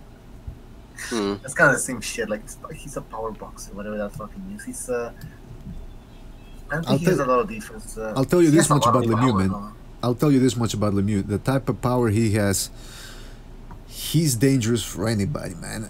Unless you take him out of there first, or you're able to withstand his punching power. Because here's the thing, Canelo does have good upper body movement, I should say. But he also spends a lot of time covering up. Mm-hmm. And if he's covering up against a guy that hits as hard as Lemieux and Golovkin, see, that's going to be the thing. If he spends too much time, playing possum on the ropes, I see that being the most dangerous part for Canelo right there. Yep. Who's that play possum? What the fuck are you talking about? Canelo. He's talking about how like Canelo just sit on the side of the ropes and just let you come to him and just counter you from there. That would be fucking dangerous, man. Because then he's like for a fucking body shot, man. And he does it because he's tired too. Yeah, I was just about to say that actually. I think he's going to do pretty well now. I don't think we're going to see a lot of him just having to take these breathers like that because he's not going to be draining himself to make this weight for once. Right. He didn't seem all that tired against Chavez. Then again, Chavez... At all. Yeah, and Chavez wasn't really making him do anything to get tired. Exactly, man. I mean, that Chavez fight, I can't remember the last time I felt so... I usually don't get angry after fights, but that fight had me angry, man. I was cringing. I was like, all this hype, all these Mexicans, like, expecting a great fight, and Chavez has been done for a while, man. Yeah, I thought Chavez was gonna bring more to this fight. I feel bad for fucking Chavez, man, because then he gets robbed after the fight in his hotel room by prostitutes. Yeah, did you know that? I didn't know that. No. Yeah. Well, it was all over like the Spanish speaking news and shit. Yeah. Yeah. So feel bad for him. I feel bad for his father. But wait a minute. Hold on a second here. I like to think I'm an empathic person, but I don't feel bad for Chavez after everything he's done to boxing fans. The way he's a swindler. He's a swindler. He comes in here trying to tell people, I'm gonna do this, I'm gonna do that. And, like Steve Kim says, this guy trains in his kitchen. What do you really expect he was going to bring? I knew that fight was going to stink, and I was still angry about it afterwards. But man, oh man, Chavez Jr., he has to be done. I know this is a sport where guys have more than 7 lives. You look at Zab Judah. I'm expecting him to get a title shot next week or something, the way boxing goes. But Chavez Jr., we all have to agree here. We all have to boycott whatever fights. If he's fighting in a garage or in a parking lot or something, nobody should ever see him. Nobody should talk about him. That's it. It's over. No more second chances. And King Bucho, I know you agree with me, right? I don't want to see Chavez Jr. ever fucking again, man. Okay, I was afraid there. That's it. I thought after the Fonfara fight when he was getting, they were throwing fucking beer bottles at him, I was like, this is the last time we see this guy, right? How the hell did he manage to get a fight with Canelo, man? Jeez. It's amazing. That was a good promotion. That's a good promotion, man. Again, going back to that garbage, and I actually bought it, man. I was like, oh, you bought that I one? thought it was. No, I said like, well, it started at a bar, but I'm saying I bought the fact that it was gonna be a not a competitive fight, but a good fight. You know, like two Mexicans throwing down. Yeah. I actually thought it was gonna happen. Fuck, was I wrong? Is there any chance that we're gonna be disappointed by the Golovkin Canelo fight? There's always a chance, but I don't think that's going to happen. Just the way they fight, I don't think it's going to be that disappointing. Especially since, you know, it's high-level boxing. I like seeing that regardless of how they actually fight, you know. Right, but here's the thing: you picked Triple G to win, right? Yep. In a rather easy fashion. Unanimous? No, not easy. He's going to be troubled by it, but I expect him to knock Canelo out in the mid-rounds. Holy like shit! 5 and 8. Yep. Oh man, that would be fucked up. What type of punch? I don't know. Do you think? What if Canelo can take the power though? We haven't seen that many guys to be. We haven't seen anybody really be able to take the power. I mean, even Jacobs was hurt pretty badly and multiple times in the fight. So Does the Jacob size even count? Because the guy was moving too much. No, like, I don't think Canelo can do that though. yeah, There's no way he can fight like Jacobs did. never. So, No, he doesn't. He doesn't. Canelo doesn't have the movement, and I think stamina-wise, if he started moving, he would get drained even faster. Whether he can take the shots, you know, he's got a pretty good guard, and he's strong physically. He's a very muscle-bound guy, so I think he could take the abuse downstairs. But if he gets hit on the top of the head like he did against Cotto's brother, yeesh. I don't know, man. I think Golovkin hurts him in the tempo. On the hangouts, man. What's that? Get split D. Split D. Okay, well, he has to send me an email here. Oh. He's a guy from Twitter. All right, King Butcher, why don't you fill the air, man? Ask Victor a question. Well, you're the host, man. What the fuck? Do you see the type of operation we got here? I ask him a question and he tells me to ask him. You don't have anything to ask him. Huh? All right, Victor, I'm going to ask you a question. You talk. Okay. This is like, because the thing about here, the BDA Boxing Debate Arena, is we don't want to talk. We want you to tell us what you think. You know, we're interested in your opinions. You gotta, you know, like, other than the Golovkin Canelo fight, I mean, just say something. Like, well, what else is on your mind? Okay, let's see. Talked about the Inoue fight. There is something that's happening soon that I was excited about, but I don't remember. Guy, what's his name? Yes, that's the one. Cotto versus Kamagai. Okay, that's going to be a fun fight. I expect Cotto to win, but I think it's going to be a fun fight.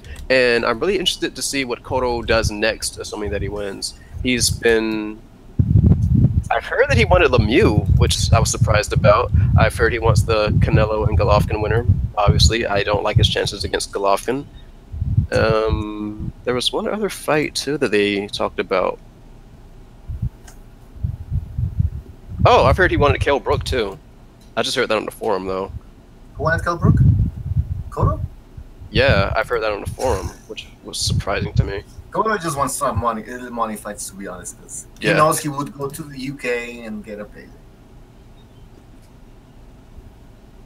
Yeah, Cotto Lemieux, that would have been a fucking difficult fight right there for Cotto. That's fine. I don't think Cotto at this stage in his career would take a fight like that. Same. Because a Lemieux fight is more like a setup. It's a fight that sets up a bigger fight, right? Yeah. And I think at this point, Cotto doesn't want those type of fights. He just wants, after the camera guy, he wants a big fight, a big payday, and then just fucking retire. That's why he was looking for that Marcus fight. He just wants he wants big paychecks now. There's no stepping up fights and stuff like that. Oh, yeah. Yeah, Speaking of Lemieux, though, I heard that Andrade wants Lemieux. He wants to move up to 160 and fight Lemieux. Okay, first of all, we gotta establish something here. I'm awful with names, as you can tell with the Thai guy. Is his name Andrade or Andrade? I've heard it's pronounced both ways, but I've heard Andrade said more. I wish they would just let the fighters themselves say their own names. That would avoid a lot of confusion. Like, it turns out that Jamal, or the Charlo brothers, their name isn't actually Charlo, it's Charlo. What? Yep. Wait. Repeat that? How is it spelled? Yeah. The Charlo brothers, it's actually Charlo. Charlo. Yep. Not even char. Not like charcoal. It's char. Char. My goodness gracious, these names. But anyway, I wanted to ask. Okay, so you mentioned Andrade, whatever. I'm gonna call him Andrade. Okay. There's been talk about him. Actually, he's been slacking out. Talking about the Charlo brothers. Do you see Andrade, especially after that last fight against, what was his name, Colke? Or Macaulay Culkin or whatever? He actually struggled in that fight. Do you see did. that? Yeah, That was a long layoff, though. He had to yeah. readjust to some things. But how do you see a fight against him in the Charlos? Honestly, I think at his best, at his peak, he is better than Jermell. I'm not sure if he's better than Jamal, since the LASIK eye surgery improved Jamal a whole lot.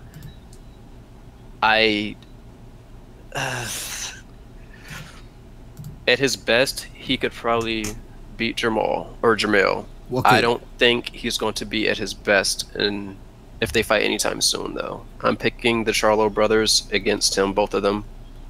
Oh, Jesus. Okay. But now, which Jermell, which one of those guys is the one that beat Julian Williams? That one is Jamal. That knockout, the Heelan fight, too. That's him. Now, is there the possibility that one of the Charlo brothers, because I think one of them isn't trained by Ronnie Shields anymore, right? Right. And so that would mean that one of them can fight Erislandy Lara. I doubt that, because Lara, even like they're twin brothers, I think that would still be a conflict of interest there. I think it would kind of like mess things up for them just from their relationship with each other, So I don't think that fight we're ever going to see it. But it's a fight you would want to see, right?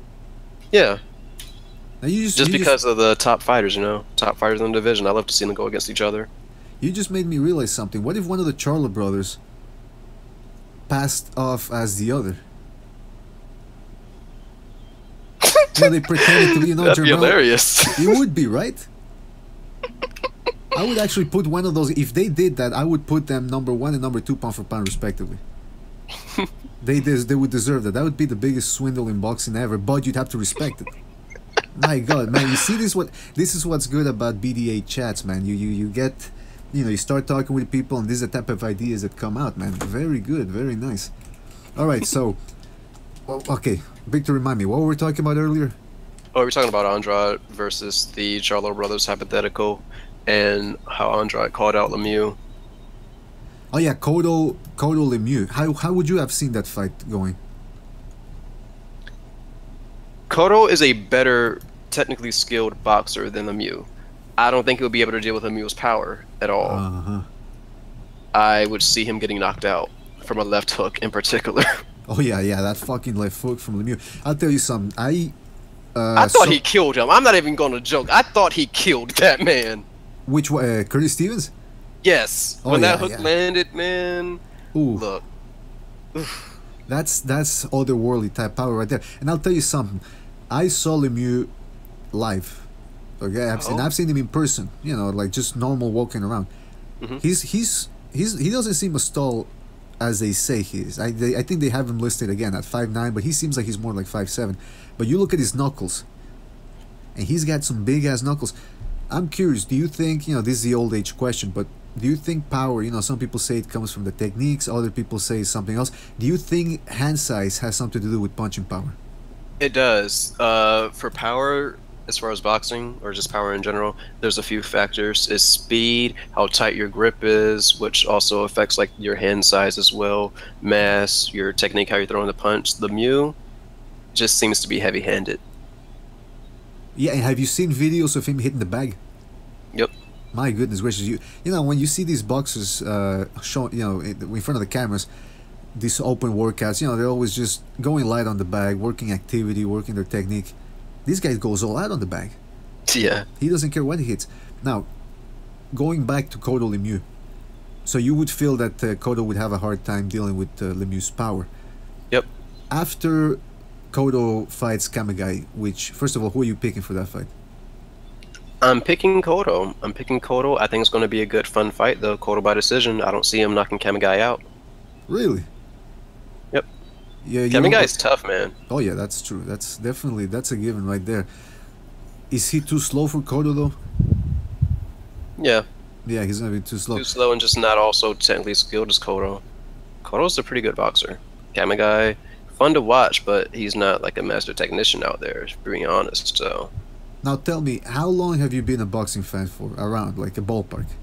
Yeah, well, I'm 24. Uh-huh. I would go ahead and say about 15 years. It's been a long time. Okay, so you started as a kid. Yeah. And so you probably so 15 years. So you've seen Cotto's career develop, right? Yep. You've seen how he went from, you know, in those top. There was actually a time when Cotto was my favorite boxer.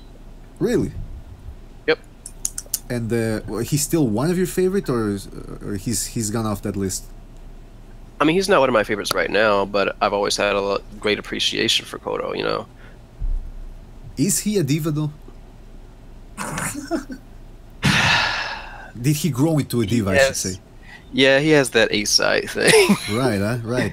Because when did that manifest itself? Like, when did that start? That's what I was gonna say. Because I was a Cotto fan. I saw him go out of the Olympics and turn into this. You know, at first he was a destroyer. He was like a Puerto Rican version of Julius Chavez.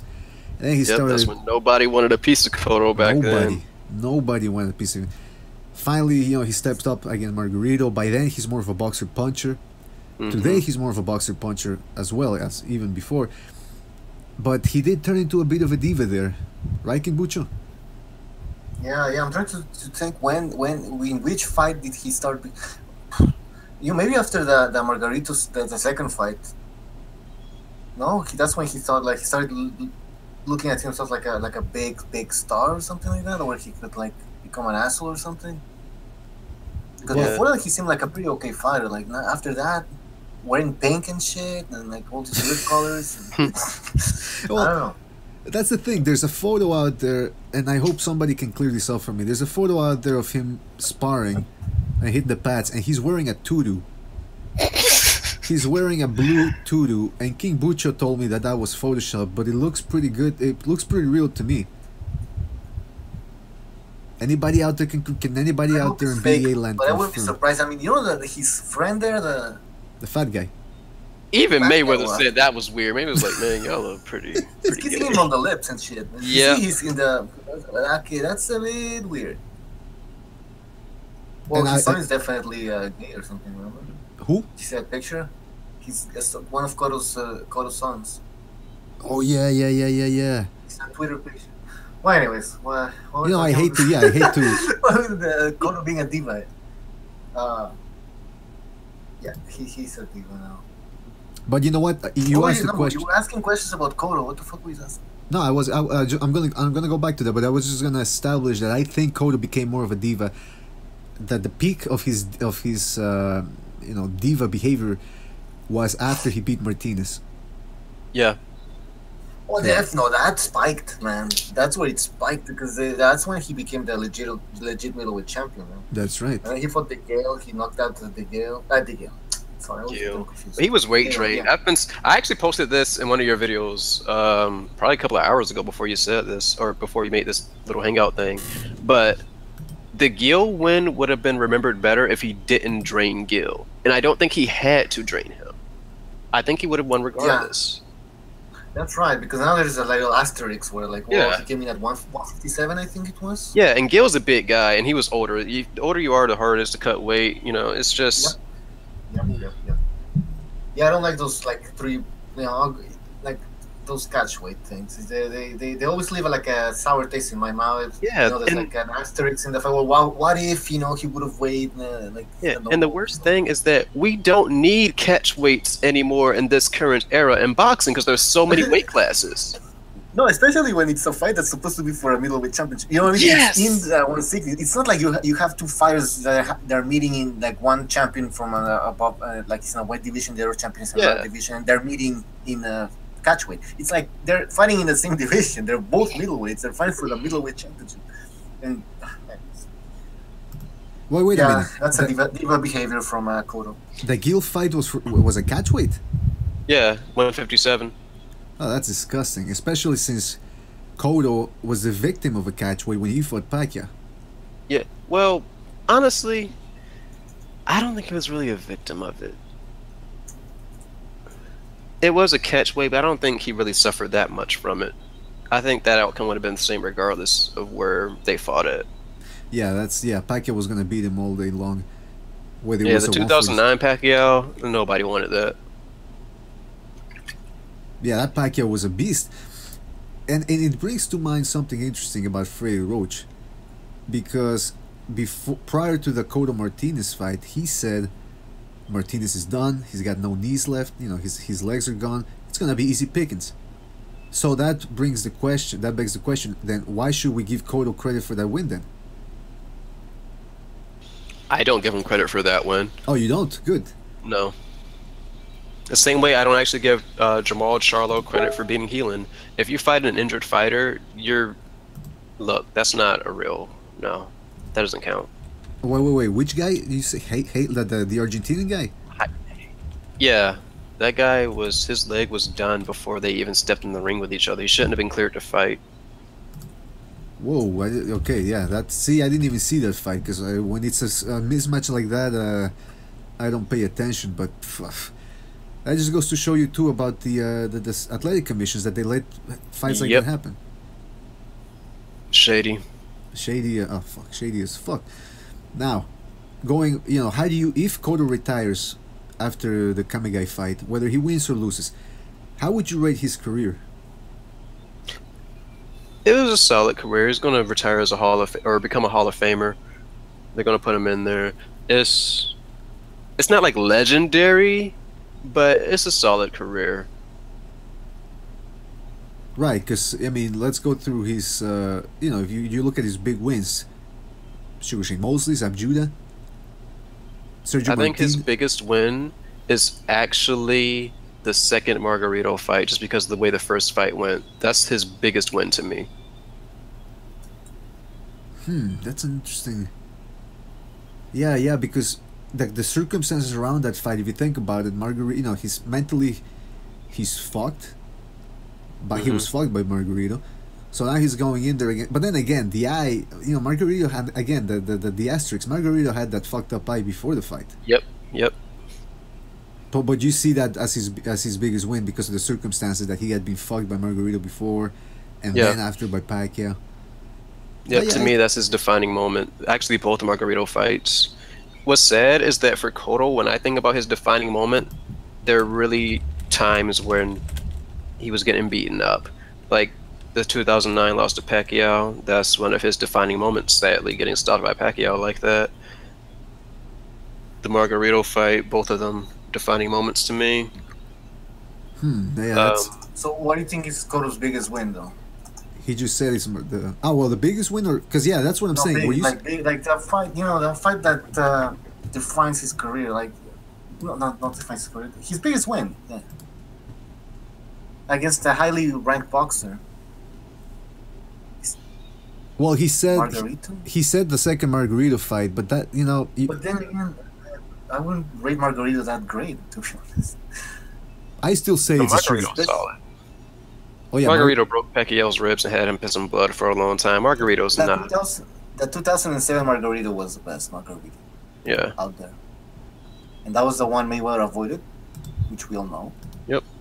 And Paul Williams, meaning Paul Williams was avoided by Mayweather as well. I'm not saying that Paul Williams avoided Margarito. By the way, guys, we're gonna have a split decision boxing coming into the arena, so get ready for that. Get ready for that. I don't know. It's always interesting when you get guys in here. You don't know how they're gonna act. Are they gonna go nuts? Are they gonna implode? Are they gonna explode?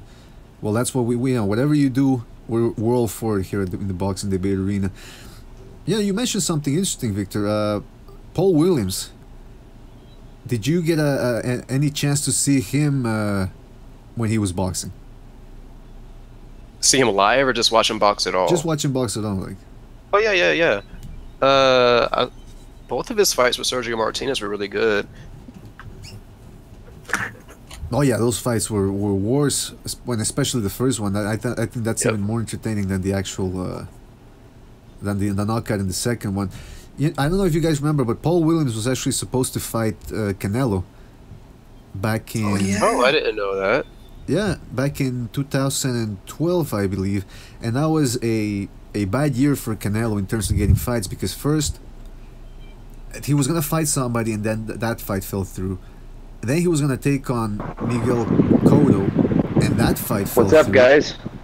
Oh, hello, Split D. How How are you you? doing, man? Good. How are you guys? You all right? Fantastic. Thank you Good. for joining us, man. Right I now don't we're know if talking you're aware about of this, but we can see. How come here Okay. a lot of wind or something? Yeah, I think Let me it's turn. Yeah, let me turn off my fan. Sorry about that. There we go. That better? That's much better. Thanks, man. Yeah, for sure. Well, we're just talking about the forgotten fact that Paul Williams was actually supposed to take on Canelo back in 2012, Right. and how that was a bad year for Canelo because he was supposed to face Cotto, and then Cotto got upset by Josecito Lopez, and then he was gonna fight Paul Williams, and then Paul Williams had that. Was that in 2012 when he had his accident? I don't remember when he had his accident. Well, I think it was something happened that the fight didn't, the fight fell through between Williams and Canelo. But it's an interesting question. How would Paul Williams have done against Canelo Alvarez? Anyone want to take the reins on that? I don't like hypotheticals, man. the Canelo Alvarez. I actually favor Paul Williams. Well, Yeah, I do too. I agree. You actually favor Paul Williams? Yep, for that time. Are we getting a Hold on. loop I'm here? Yeah, getting. I don't think he has headphones. Split D, do you have your speakers on by any chance? No, I've got my headphones in. Okay, because we're hearing some. Delay. Some loop. Yeah, loop. Yeah, the echo. Let's see if I can fix that.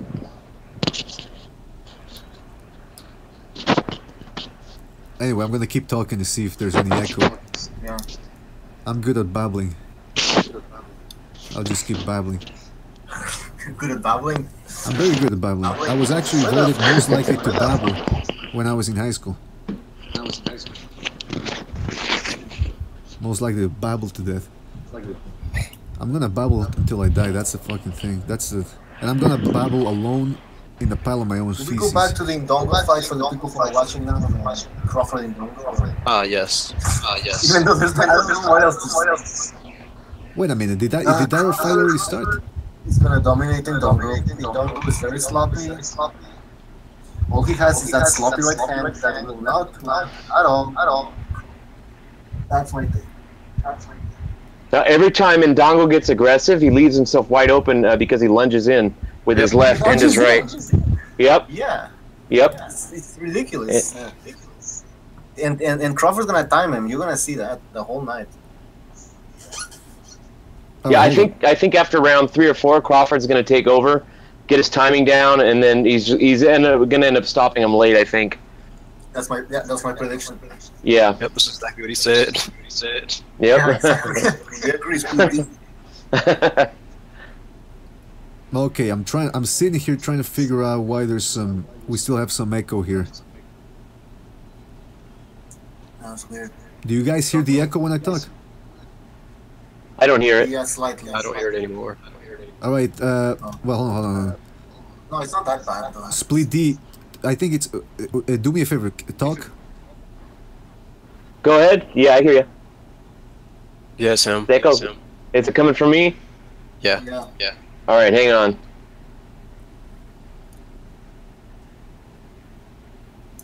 that better?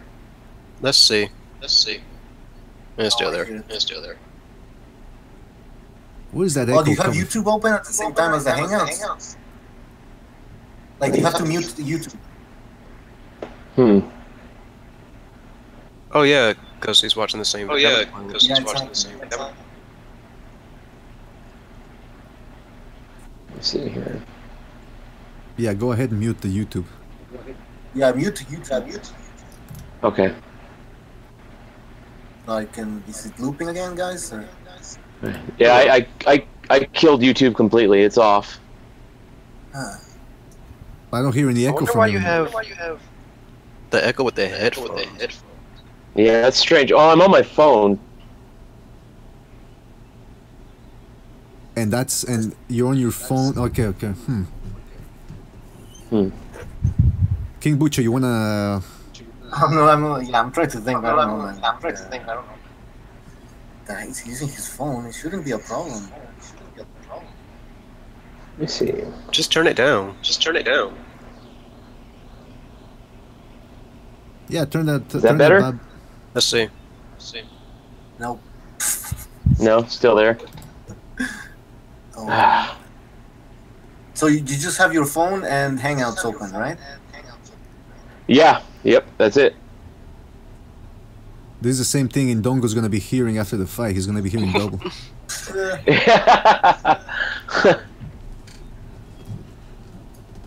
Hey, how come? Oh, it's better now. Well, Is that better? Yeah. Yeah, it is better. I hear You a know what makes slight. me laugh? Oh, hold on. Max Kellerman's love for Andre Ward and Terence Crawford. That Yeah, makes wait me a minute, cringe. Victor. Oh speak- yeah, I agree. It's funny, but it's cringeworthy at the same time. Yes. I mean, he's all over him. And Roy Jones is joining in the party as well now. Like, Yep. I always like it when Max Kellerman's like, Terence Crawford is such an evil, sadistic man. He's got bad intentions. Like, come on, bro. Really? bad intentions, seriously? This guy? Come on. Yes. Bad intentions to break your balls, man. Break your balls. Yeah. Yeah, I think people forget that Jim Lampley, man, he was on Jermaine Taylor's nuts for a while. So this guy, I don't know what dictates him rooting for a fighter so hard. I don't. What is it? Is it the style? Is it the personality? Well, what's going on there? I always thought they were like ordered by HBO to hype up certain fighters. Oh yeah, definitely. But it's still a little. Well, yeah. Yeah, go ahead. Commentating crew. They're just a PR crew. Well, Yep. Yeah. That's what they become, man. Well, I don't understand. What is HBO trying to do with Andre Ward? Like, how far can they take him? He's not a seller, you know? So Yeah, he's not that- a pay-per-view draw, so where are they? I wonder what the hell their long-term That is plan. so confusing to me. I don't understand that at all. I mean, you would think that if anything between Andre Ward and Kovalev, they would try to promote Kovalev more because he has a more fan-friendly style than Ward. This is really looping, man. The echo thing, fuck. I don't know. You know what though? They've even when Ward was over at Showtime during the Super Six, like both networks have been all over his jock, man. You know what I mean? They've tried to promote this guy, and he's never been a seller. He's never been exciting.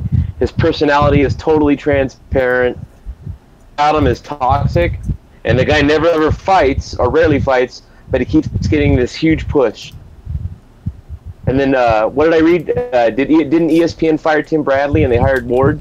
Yeah, that's his place? surprising. Well, I don't know Yeah, if they fired him or if they just have him not commentating for this one fight. Oh, okay. Because my thought was, well, Bradley's kind of iffy in the position, maybe because he's new at it, but I think Ward's terrible as a commentator. I've never heard his commentary before. Better than Man of Truth. Yeah, I don't know. It's Ward's personality. It's kind of that, he has that fake smile for camera. He's kind of got that fake personality to go with it. And whenever he commentates, it's just real dry and kind of, I guess. Yeah, I agree with you. He looks like a person that I would not like to hang around with. Like, I don't like him, man. Yep. He's too fake, man. Yep. Yeah, exactly. He and Max Kellerman are like good friends outside of work or outside of the sport as well. So whenever they have him on HBO or had him on HBO, I thought that was a huge conflict of interest. You think these guys are having dinner afterwards or something, having a couple of drinks?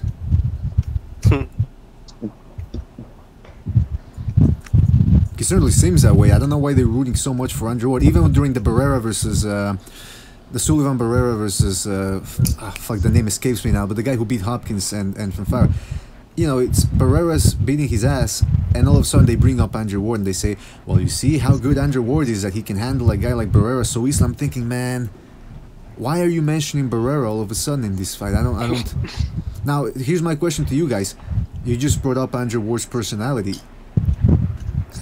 Does he seem like a genuine person to you guys? I can't hear you or the fan. I can hear you. What the hell's that? I can't hear you. It's the fan. I can't hear anybody. You can't hear anybody. I can hear you. I can hear you guys.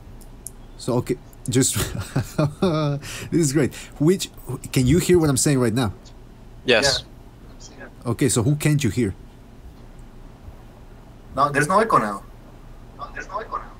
Oh, there is.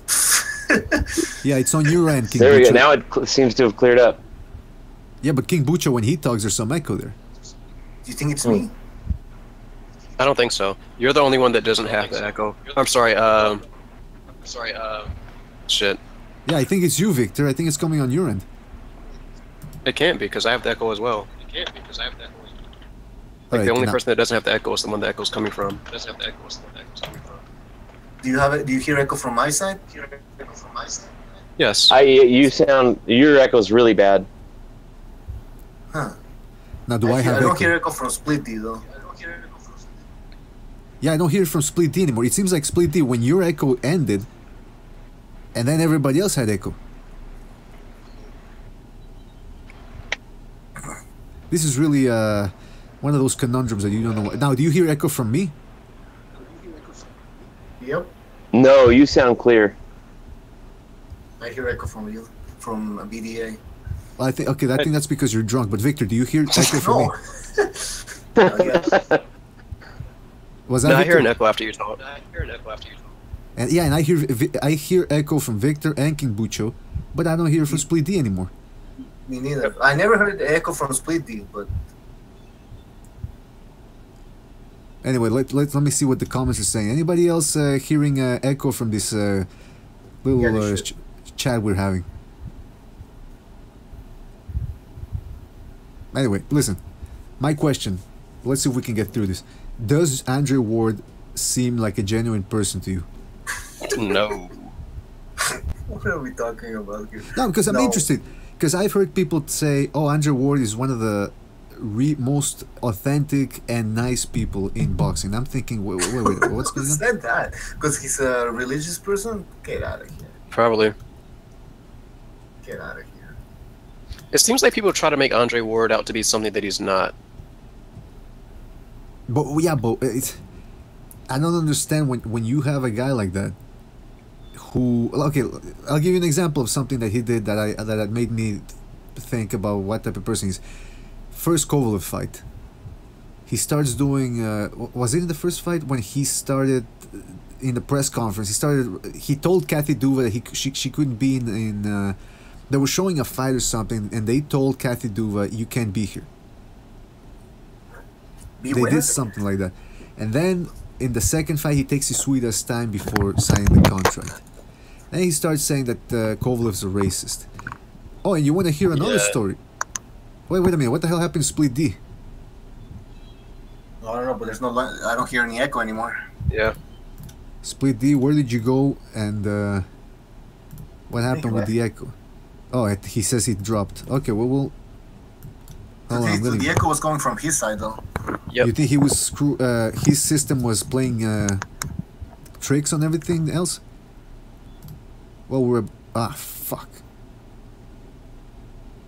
Hold on a second, we're having technical difficulties here.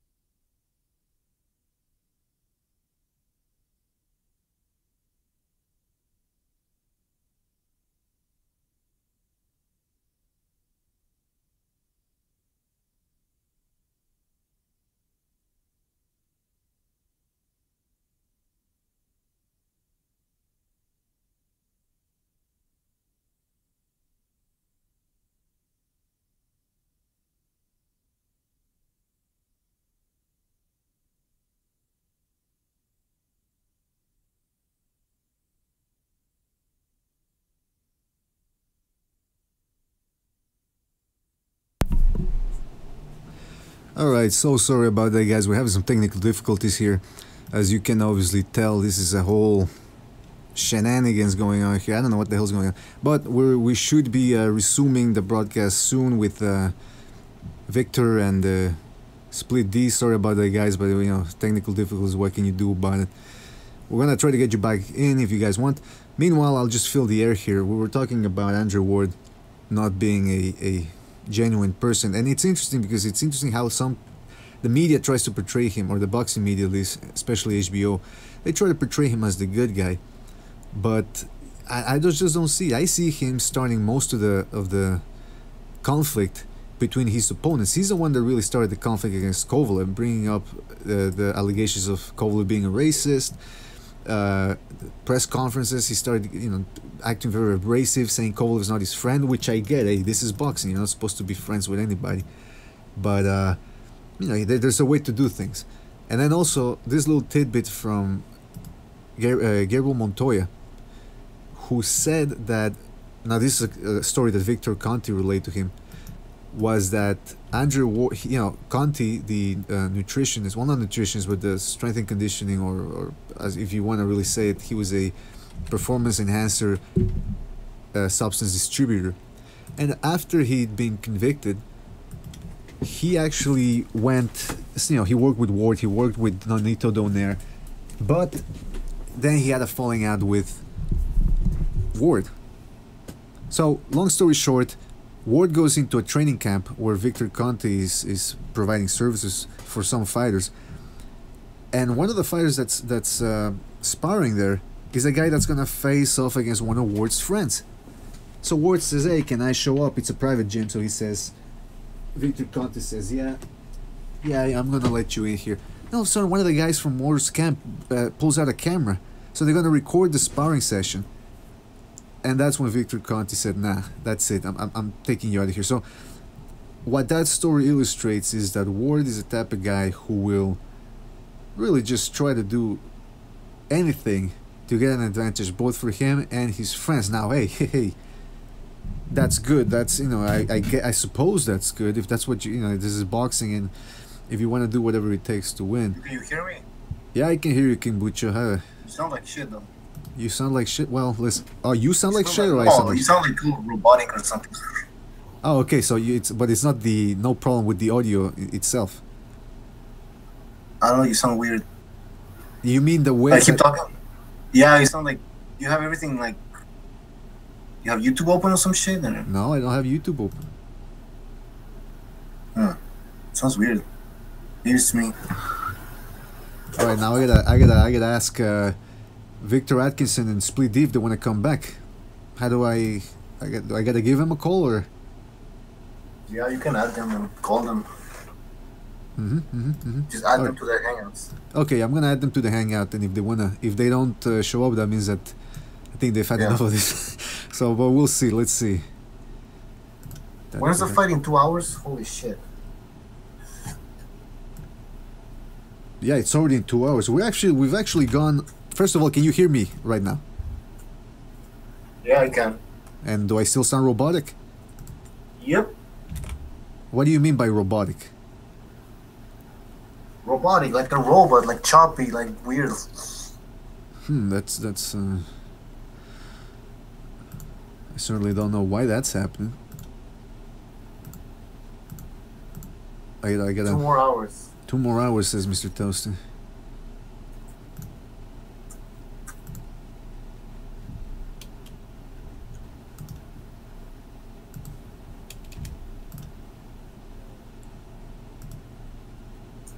Alright, so I just invited Victor back. But even then, you know what? If you're saying my voice sounds robotic, and we've actually already been here for a while, maybe we'll go a couple of more minutes. Yeah, we can cut it, I guess. But we'll go a couple of more minutes, because Split D also, you know, if he's back, he had just gotten into the room, so I don't want to cut his time short. We can do a post-fight thing if you want, I guess. No? Yeah, we could do a post-fight. What's up, guys? Hey, Split D, sorry about that, man. Technical issues. Does that sound better this time? Yeah, just turn off the fan now.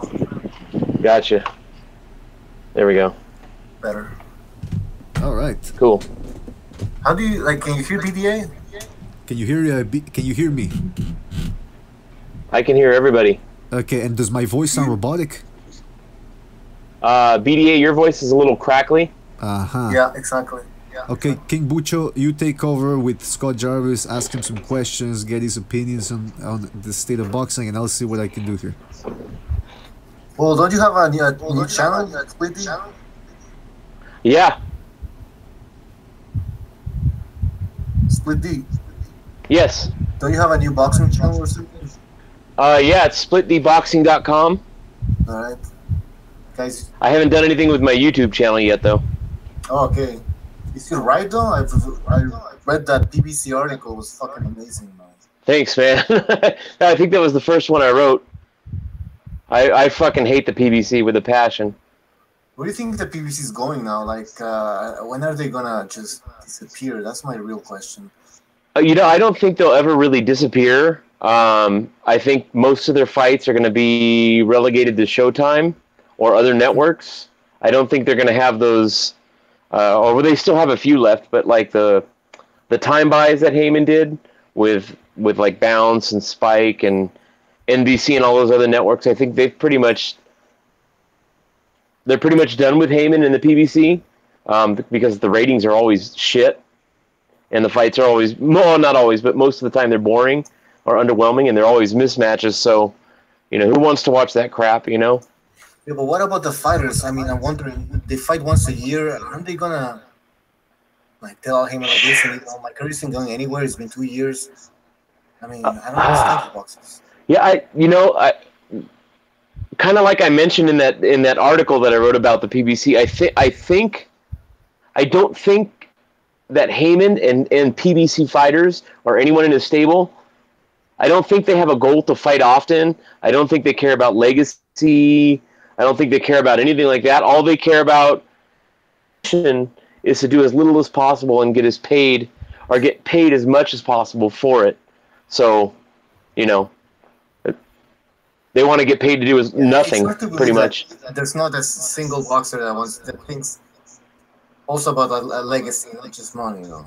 Yeah, well, I mean, if you look at the PBC fighters themselves, who's aside from like 2 or 3 guys, everybody that's a part of the PBC is like a second-rate fighter, or they're like, you know, B-level guys.